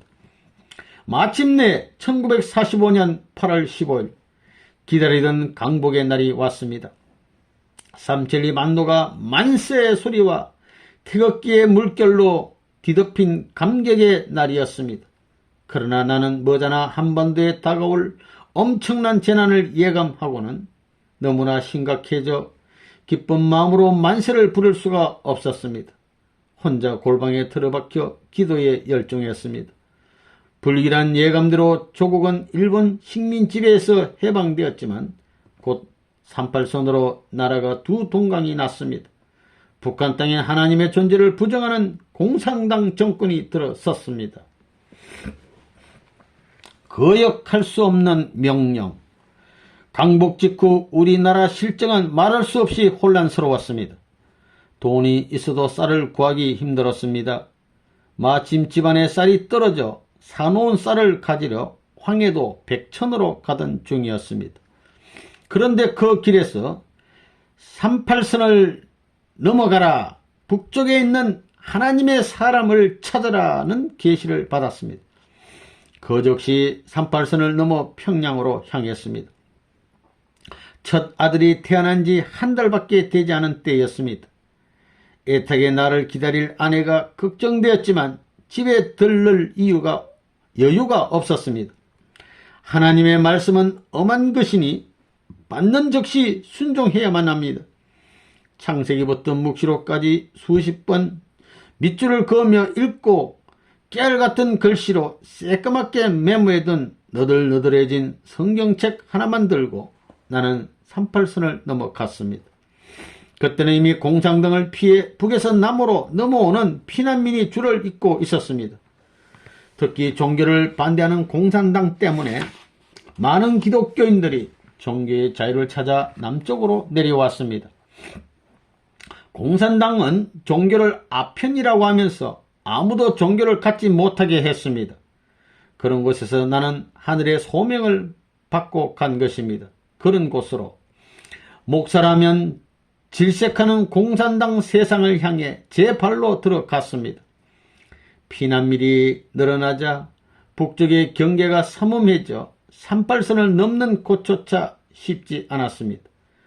그러나 120리길을 걸어 38선을 넘고 평양에 도착할 때까지 한 번도 내가 왜 이 험한 길을 가야 하나 의심하지 않았습니다. 6월 6일 평양에 도착했습니다. 본래 평양은 동양의 예루살렘이라고 불릴 만큼 기독교 뿌리가 깊은 곳입니다. 그래서 일제강점기 때에는 신사참배는 물론이고 일본 천황이 있는 동쪽을 향해 경례를 강요하는 동방예배 등 별의별 탄압이 자행되던 곳입니다. 나는 평양 서문에서 가까운 경창리의 나채섭씨 집에서 전도 생활을 시작했습니다. 그분은 남한에서부터 알고 지내던 교회 집사였습니다. 처음에는 동네 아이들을 모아 돌보는 일부터 시작했습니다. 어린이들이 오면 성경 말씀을 곁들인 동화를 들려주며 함께 놀았습니다. 비록 어린이들이었지만 반드시 경어를 쓰면서 정성을 다해 돌보았습니다. 그러면서 내가 전하는 새로운 말씀을 누군가 들으러 와주길 기다렸습니다. 어느 날은 온종일 문 밖을 내다보며 사람을 그리워하기도 했습니다. 그렇게 간절히 기다리자 독실한 신앙심을 가진 사람들이 나를 찾아오기 시작했습니다. 나는 밤을 새워가며 새로운 말씀을 가르쳤습니다.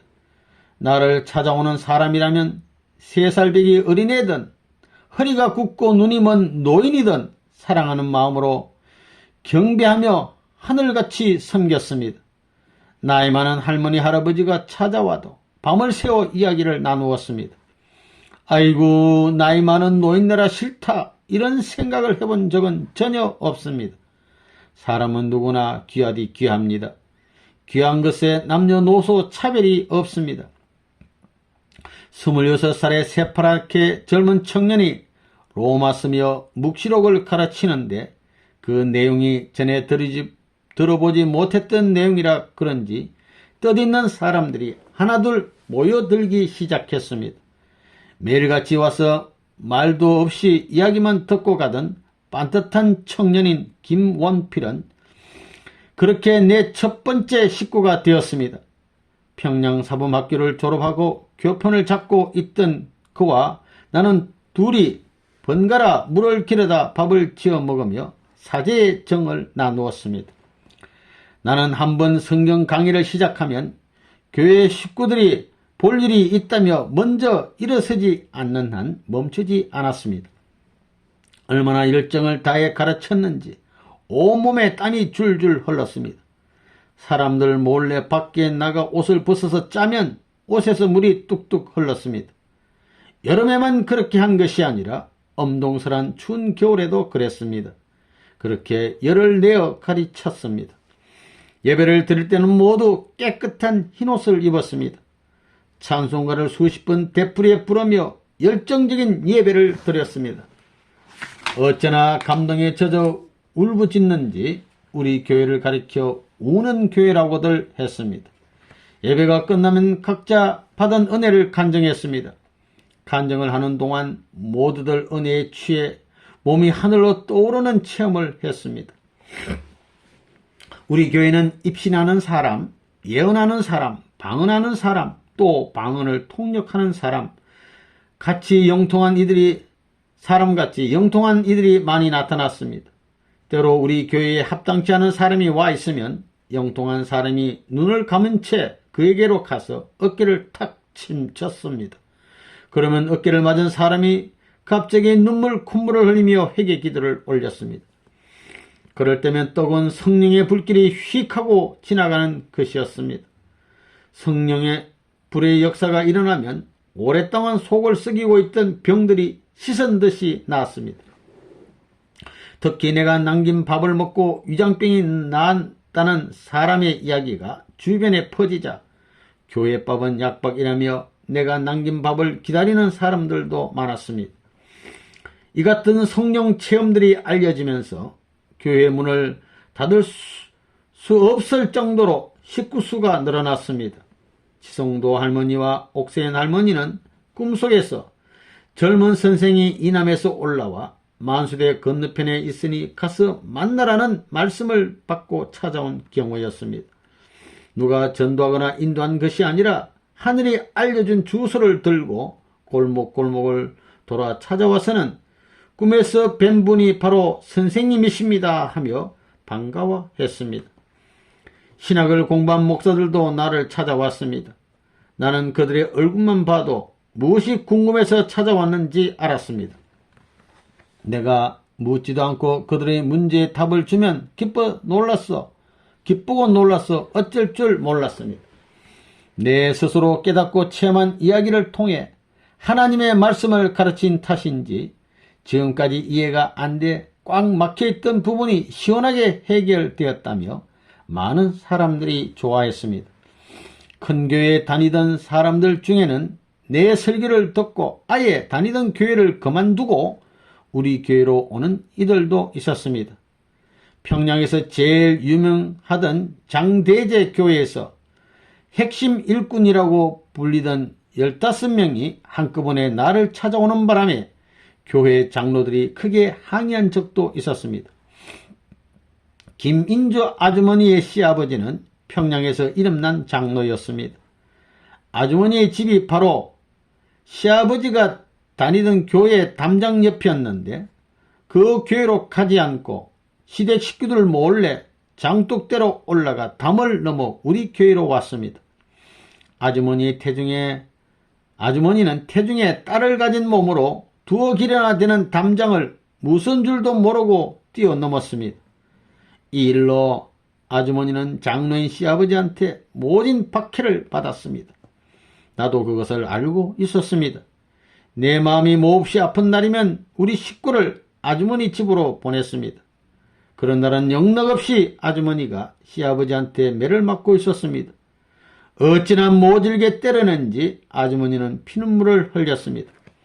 그런데 우리 식구들이 대문 밖에 서 있으면 조금도 아프지 않다며 선생님은 제가 매를 맞는 걸 어찌 아셨어요? 우리 식구만 나타나면 나는 안 아픈데 때리는 시아버지는 힘이 들어 어쩔 줄 모르시니 어쩐 일인가요? 하고 묻곤 했습니다. 매를 때리고 기둥에 묶고 놔둔 며느리가 계속 우리 교회에 나오자 김인주 아주머니의 가족들이 교회로 찾아와 다짜고짜 나를 때리기도 했습니다. 옷이 찢기고 얼굴이 심하게 부어올랐지만 나는 단 한 번도 맞서지 않았습니다. 내가 맞으면 아주머니가 더 곤란해지리라는 것을 잘 알고 있었기 때문입니다. 큰 교회에 다니던 사람들이 자꾸만 빠져나오자 기성교회 목사들이 나를 시기해서 경찰에 고발했습니다. 그러자 가뜩이나 종교를 눈에 가시로 여겨 없애려고 하던 공산당국은 옳다구나 하고 나를 잡아들였습니다. 1948년 2월 22일 나는 남한에서 올라온 스파이란 죄를 뒤집어쓰고 평양 내무소로 끌려갔습니다. 이승만이 이북 정권에 욕심을 내고 북한에 밀파한 첩자라고 올감했습니다. 쇠고랑을 차고 끌려간 지 사흘 만에 머리를 깎이고 감옥에 갇혔습니다. 교회를 꾸리는 동안 길렀던 머리카락이 툭 하고 바닥으로 떨어지는 것이며 내 머리를 깎던 이 아무개의 모습까지 아직도 생생하게 기억하고 있습니다. 감옥에 있는 동안 죄를 자백하라며 무수히 때렸습니다. 그렇지만 피를 토하고 쓰러져 숨이 끊어질 것 같은 순간에도 정신줄을 놓지 않고 버텼습니다. 고통이 너무 커서 허리가 퍽 하고 꺾이면 아버지 나 좀 구해주시오 하는 기도가 절로 나왔습니다.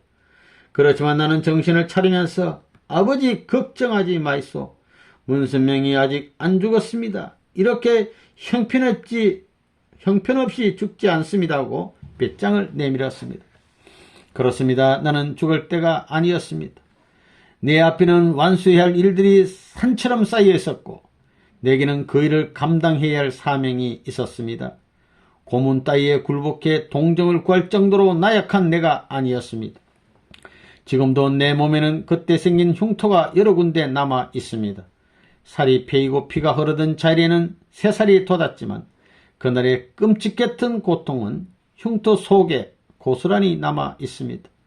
나는 그날의 고통이 남긴 흉터를 바라보며 다짐하곤 합니다. 이 상처를 가진 너는 반드시 승리해야 돼. 소련 조사관까지 나서서 나를 심판했지만 죄가 없는 걸 어쩌겠습니까? 결국 석 달 만에 무죄로 석방되었습니다. 고문으로 피를 너무 많이 흘려 목숨이 위태로운 상태였지만 교회 식구들이 거두어 주었습니다. 아무런 대가 없이 내게 생명을 준 것입니다. 그래서 나는 다시 힘을 내어 교회 일을 시작했습니다. 1년이 넘으니 교세가 부쩍 커졌습니다. 기성교회는 그런 우리를 가만히 놔두지 않았습니다. 기성교회에 다니던 신도들이 점점 더 많이 우리 교회로 몰려오자 나를 반대하는 자들이 또 경찰서에 투수를 넣었습니다. 1948년 2월 나는 또다시 공산당에게 잡혀갔습니다. 잡혀가자마자 모진 고문이 다시 시작되었습니다. 고문을 당해 쓰러질 때마다 내가 맞는 매는 민족을 위해 맞는 거다. 내가 흘리는 눈물은 민족의 아픔을 대신해 우는 거다 하는 생각으로 버텼습니다. 고통이 너무 심해 정신을 잃을 지경이 되면 영락없이 하나님의 음성이 들렸습니다. 숨이 끊어질락 말락하는 순간에 하나님이 나타나십니다. 4월 7일 공판이 있었습니다.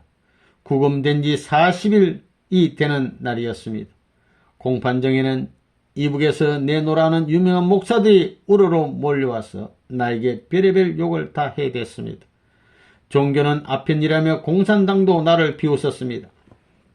공판을 보러 나온 교회 식구들은 한쪽에서 구슬프게 울었습니다. 마치 자식이나 남편이 세상을 떠나기라도 한 것처럼 애절하게 울었습니다. 그렇지만 나는 눈물을 흘리지 않았습니다. 나를 보고 몸부림을 치며 울어주는 식구들이 있으니 하늘길을 가는 나는 조금도 외롭지 않았습니다. 나는 불행한 사람이 아니니 울어서는 안 된다고 생각했습니다. 판결을 받고 공판정을 떠나면서 교회 식구들에게 수갑찬 손을 흔들어 주었습니다. 수갑에서 짤랑짤랑 종소리가 나는 것 같았습니다. 그날 바로 평양 형무소에 수감되었습니다. 감옥살이는 조금도 두려울 것이 없었습니다. 한두 번 해보는 것이 아니었으니까요. 게다가 나는 감방장하고 친해지는데 선수입니다.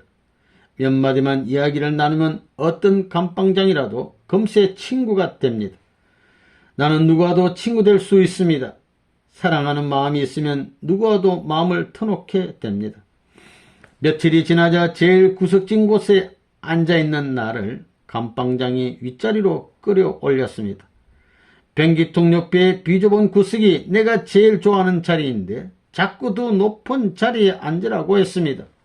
아무리 싫다고 해도 막무가내였습니다.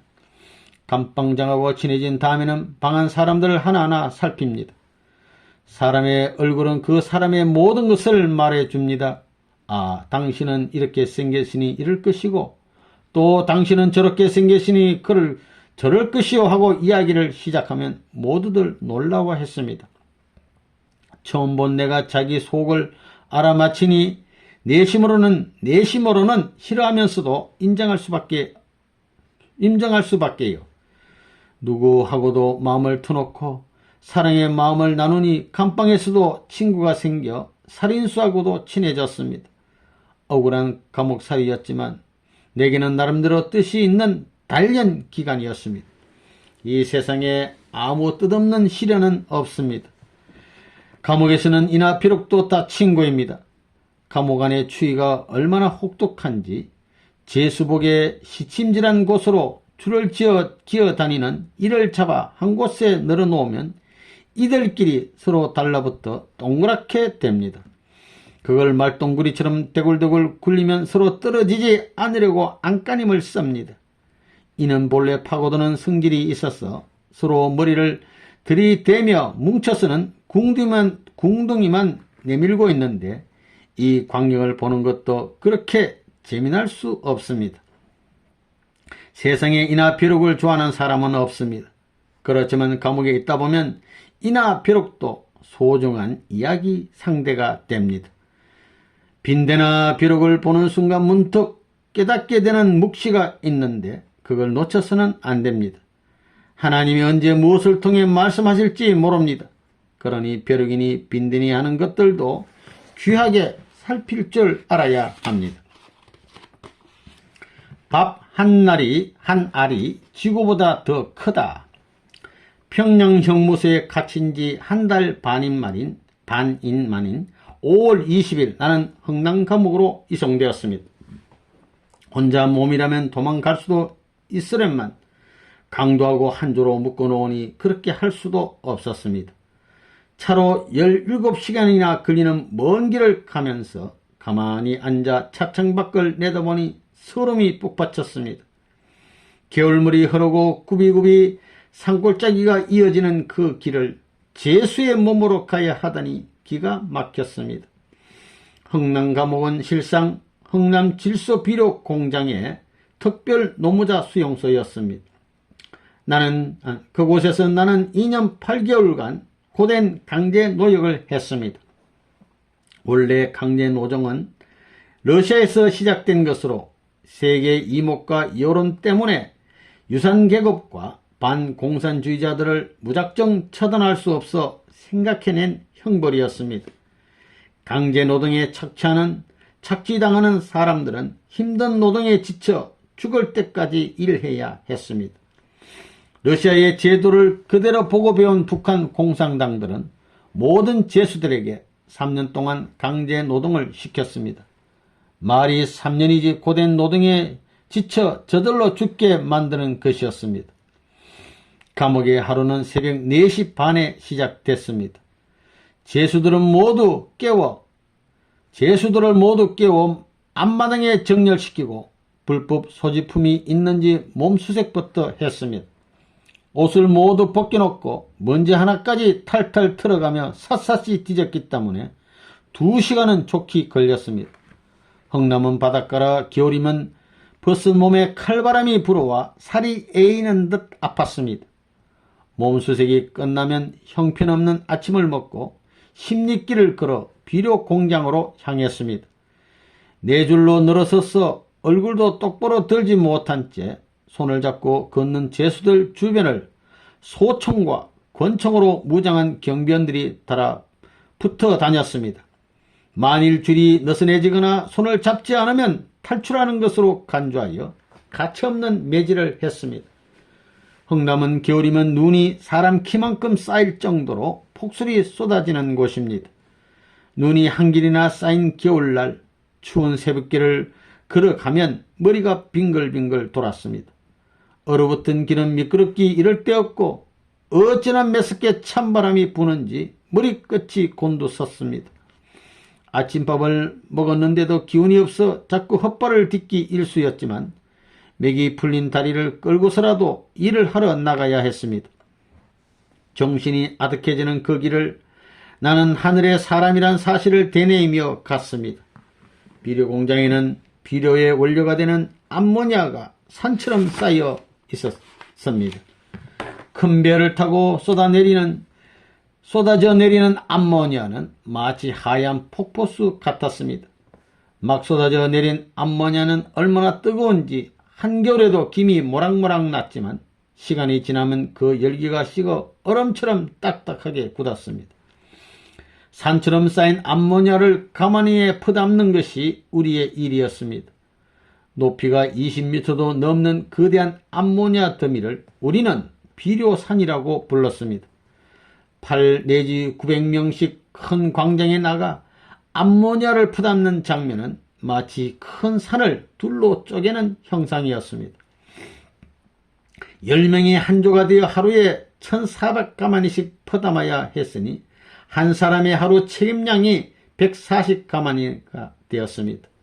그것을 달성하지 못하면 식량 배급이 반으로 줄어버려 죽기 살기로 일을 했습니다.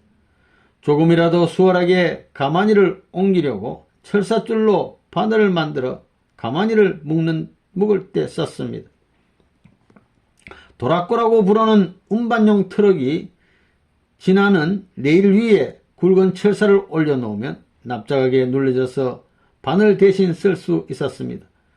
가마니에 구멍을 낼 때는 공장의 유리창을 깨뜨려 썼습니다. 간수들도 고된 노동에 시달리는 제수들이 안타까워 공장 유리를 깨는 것을 보고도 어쩌지 못했습니다. 한 번은 그 굵은 철사로 이로 물어 자르다가 그만 이가 두 동강이 나버렸습니다. 지금도 내 앞니를 잘 보면 이가 갈라져 있는데 흥남 감옥에서 얻은 잊을 수 없는 기념품인 셈입니다.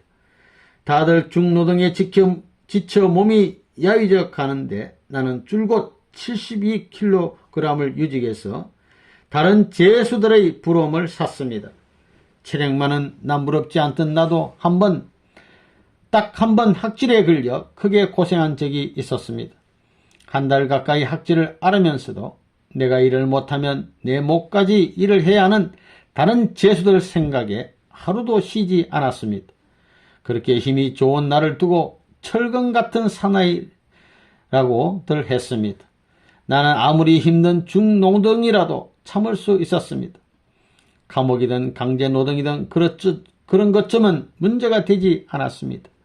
채찍이 아무리 무섭고 환경이 모질다 해도 가슴에 확고한 뜻이 있으면 흔들리지 않았습니다.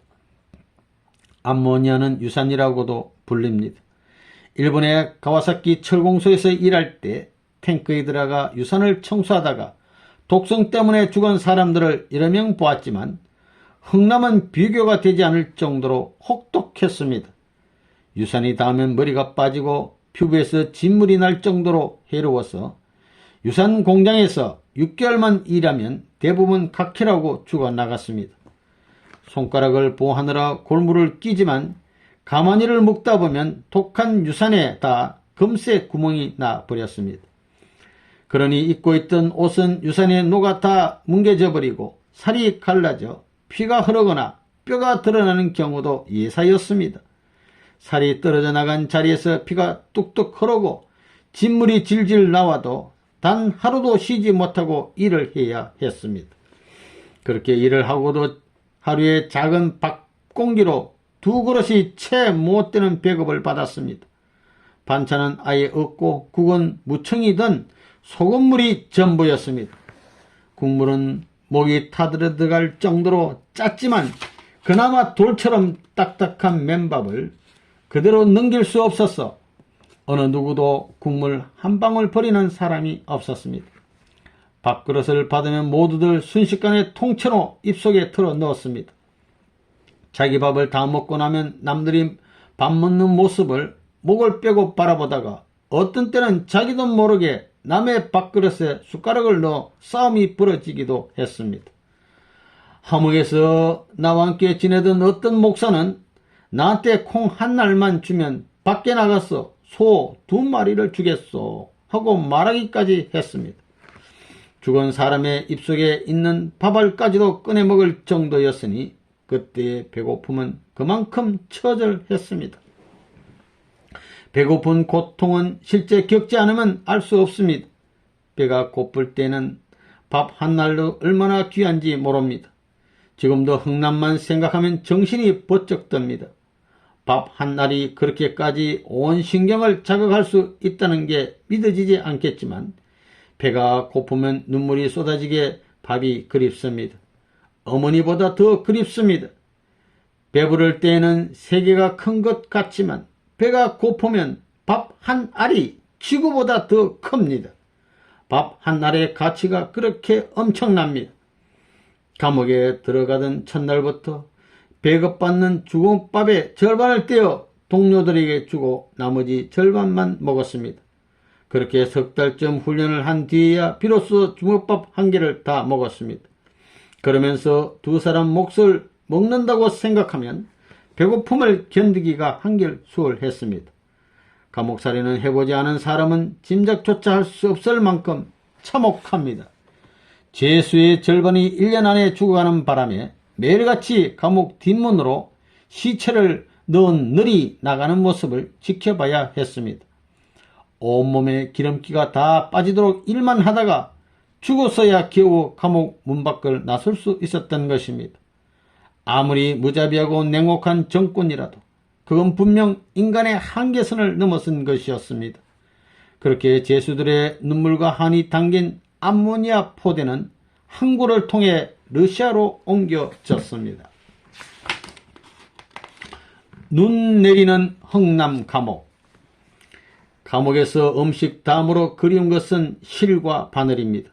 갖은 노동으로 너덜너덜해진 옷을 꿰매려 해도 실이나 바늘을 구할 수 없어 감옥살이가 길어지면 상거지 꼴이 됩니다. 특히 흥남의 차가운 겨울바람을 조금이라도 막기 위해 구멍난 옷을 기우려면 길에 떨어진 작은 천 조각도 그리 소중할 수가 없습니다. 쇳똥이 묻은 천이라도 서로 주우려고 난리법석입니다. 천은 어떻게든 구하더라도 바늘은 구하기가 쉽지 않습니다.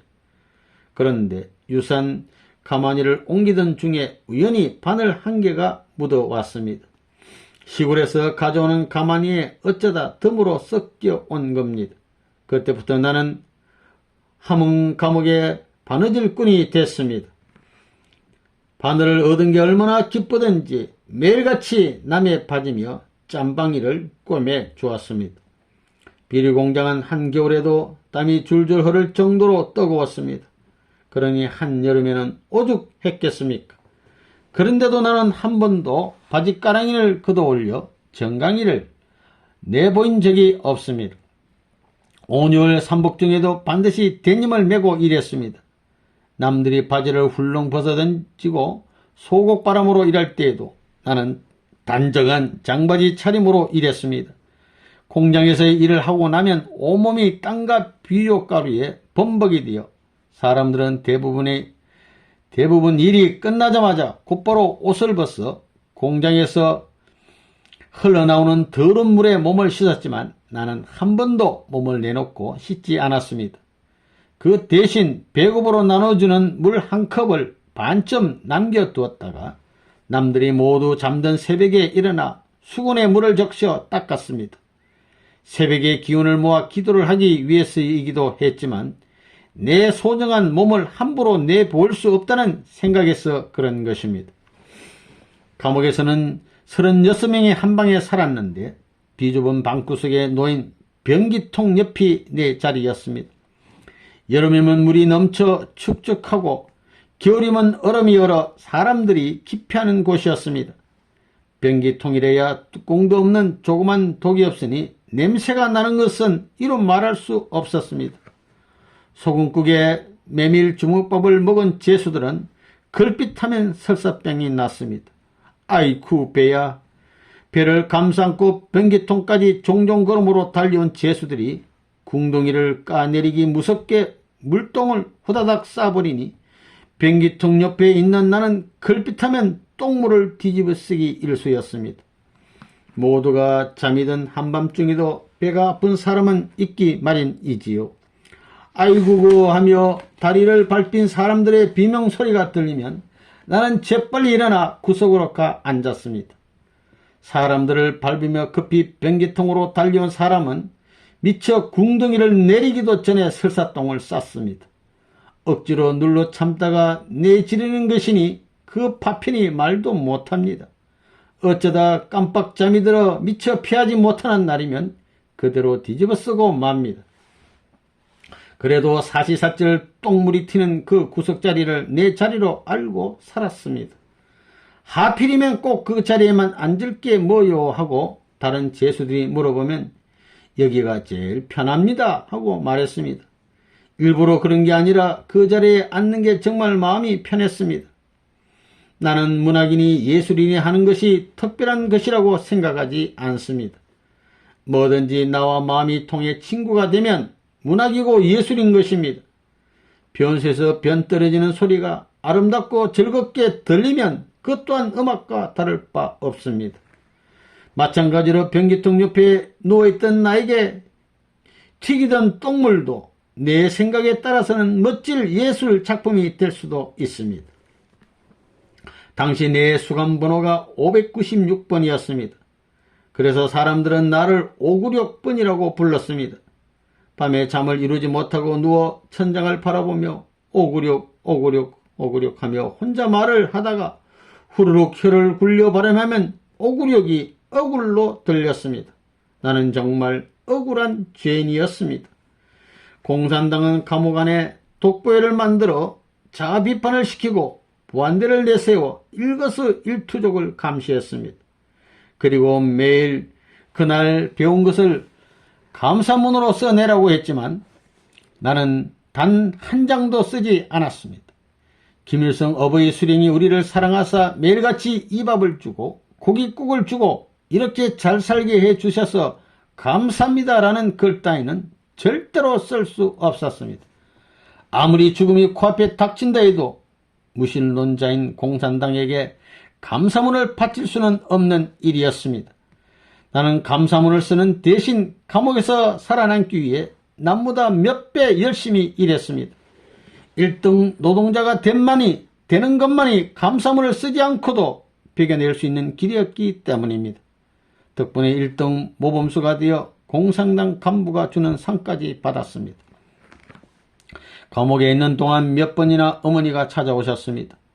정주에서 곧바로 흥남으로 오는 차편이 없어 서울로 내려갔다가 다시 경원선을 타고 20시간 넘게 걸려오시려니 그 고생은 이만저만이 아니었습니다. 한창 나이에 옥살이하는 자식에게 먹이기 위해 사돈의 8천에게까지 쌀 한 줌씩을 얻어 미숫가루를 만들어 오셨습니다. 면허소의 철장 밖으로 아들의 얼굴을 마주한 어머니는 눈물부터 흘리셨습니다. 그렇게도 강인하신 분이 감옥의 아들을 보시자마자 목이 메여 얼굴도 들지 못하시고 계속 우셨습니다. 내 꼴이 너무 험악해서 그렇겠지만 제 아무리 강인한 분이라도 고통받는 아들 앞에는 그저 나약한 어머니에 지나지 않으셨습니다. 어머니는 내가 결혼할 때 입었던 명주 바지를 건네주셨습니다. 입고 있던 감복은 암모니아에 녹아 너덜너덜해져서 속살이 내비쳤지만 어머니가 주신 명주 바지를 입지 않고 다른 제수에게 주어버렸습니다.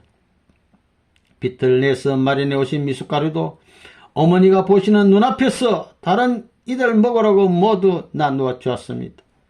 아들을 먹히고 입힐 마음의 정성을 다해 지어오신 음식과 옷을 모두 다른 이에게 줘버리는 것을 보고 어머니는 가슴을 쥐어 뜯으며 우셨습니다. 어머니, 나는 문아무개의 아들이 아닙니다.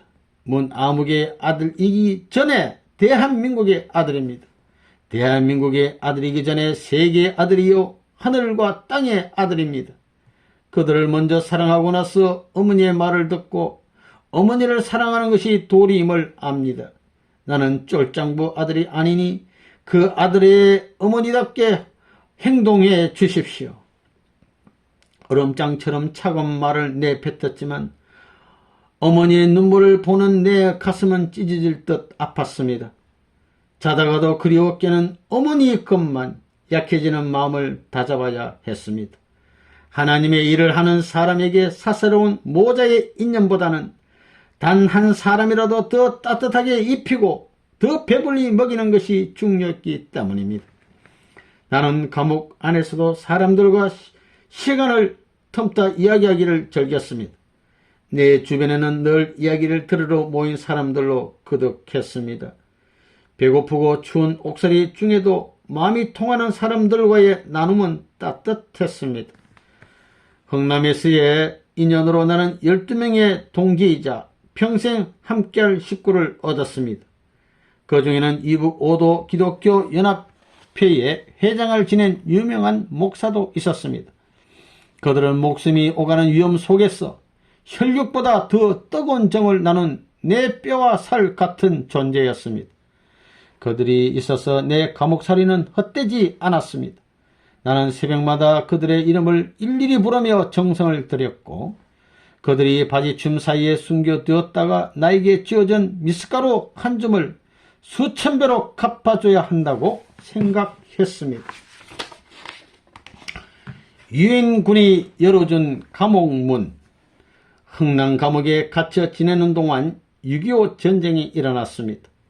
전쟁이 일어난 지 사흘 만에 국군이 수도 서울을 내주고 남쪽으로 떠밀려 내려갔습니다. 그러자 미국을 비롯한 16개국 군인들이 유엔군으로 한국 전쟁에 참전했습니다. 인천을 통해 남한에 상륙한 미군은 북한의 대표적인 공업도시인 흥남으로 밀고 올라왔습니다. 흥남 감옥은 자연히 미군의 폭격 목표가 되었습니다.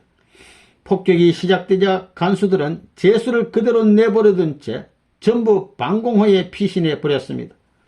살든지 죽든지 상관치 않는다는 것이었습니다. 하루는 눈앞에 예수님이 나타나 눈물을 흘리고 가시는 모습을 보고 문득 예감이 이상하여 모두들 내게서 12m 이상 떨어지지 마시오라고 말했습니다. 그런데 얼마 지나지 않아 1톤짜리 폭탄이 내게서 불과 12m 거리에 떨어져 내 곁으로 피했던 제수들만 겨우 목숨을 건졌습니다. 폭격이 심해지자 간수들은 제수를 체행하기 시작했습니다. 제수들의 번호를 부르면서 사흘치 식량과 삽을 가지고 나오라고 했습니다. 다른 감옥으로 이송되는 거라 생각하면서 불려나간 이들은 두 번 다시 감옥으로 돌아오지 못했습니다. 산으로 끌고 올라가 땅을 파괴한 뒤 그대로 묻어버린 것입니다. 형량이 묵은 제수들부터 불려나갔는데 가만히 헤아려 보니 다음 날은 바로 내 차례였습니다. 그런데 바로 그날 밤 흥남 감옥 위로 폭탄이 장맛비처럼 쏟아졌습니다. 1950년 10월 13일 인천 상륙작전으로 한반도에 올라온 미군이 평양을 거쳐 흥남으로 밀고 올라온 것입니다. B-29기를 앞세워 총공격을 감행한 미군은 그날 흥남 전체가 불바다가 될 정도로 밤새도록 폭탄을 퍼부었댔습니다. 높이 솟아있던 감옥의 담벼락이 순식간에 무너져 내리자 놀란 간수들은 모두 주랭랑을 쳤습니다. 그리고 마침내 우리를 겹겹이 둘러싸고 있던 감옥 문이 열렸습니다. 새벽 3시쯤 나는 다른 제수들과 함께 당당히 걸어서 흥남 감옥을 나왔습니다. 2년 8개월 만에 감옥에서 나왔으니 몰골이 참으로 기가 막혔습니다. 속옷과 겉옷 모두 어느 하나 성한 것이 없었습니다. 그런 누더기를 입고 상거지 차림으로 감옥에서부터 나를 따르던 이들과 함께 고향 대신 평양으로 향했습니다. 그들도 모두 처자식을 내버리고 내 뒤를 따랐습니다. 고향에서 내 걱정에 눈물 마를 날이 없을 어머니의 모습이 눈에 선했지만 평양에 남아있는 교회 식구들을 챙기는 것이 우선이었습니다. 평양까지 걸어가다 보니 북한이 이미 전쟁 준비를 하고 있었다는 사실을 똑똑히 목격했습니다. 비상시 군사도로로 쓸 수 있도록 큰 도시들 사이에 2차선 도로를 넓게 뚫어 놓았습니다. 그리고 시멘트를 두툼하게 발라 30톤 탱크가 지나가도 끄떡없을 만큼 튼튼한 다리를 곳곳에 만들어 두었습니다. 흥남 감옥의 죄수들이 목숨을 걸고 퍼날랐던 비료를 러시아의 낡은 무기로 바꿔와 38선에 일제히 배치했습니다. 평양에 닿자마자 흥남 감옥에 갇히기 전에 함께했던 식구들을 일일이 찾아다녔습니다. 그 사람들이 어떤 곳에 어떤 처지로 놓여있는지 궁금해서 견딜 수 없었습니다. 전쟁 때문에 뿔뿔이 흩어져 있었지만 어떻게든 그들을 찾아서 살아갈 수 있도록 뒷수습을 해야 했습니다. 누가 어디에 사는지 도무지 알 길이 없으니 무턱대고 평양 시내 구석구석을 뒤지는 수밖에 없었습니다. 일주일 동안 고작 서너 명밖에 찾지 못했습니다. 감옥에서 아껴 두었다가 가지고 나온 쌀가루에 물을 부어 죽을 끓여 주었습니다. 흥남에서 평양까지 걸어오는 동안 꽁꽁 언 감자 한두 알로 줄임배를 채우면서도 손대지 않고 아껴둔 식량이었습니다. 그들이 맛있게 먹는 모습만 봐도 배가 불렀습니다. 늙은이건 젊은이건 생각나는 사람들을 모두 찾아 헤매느라 평양에서 40일이나 머물렀습니다.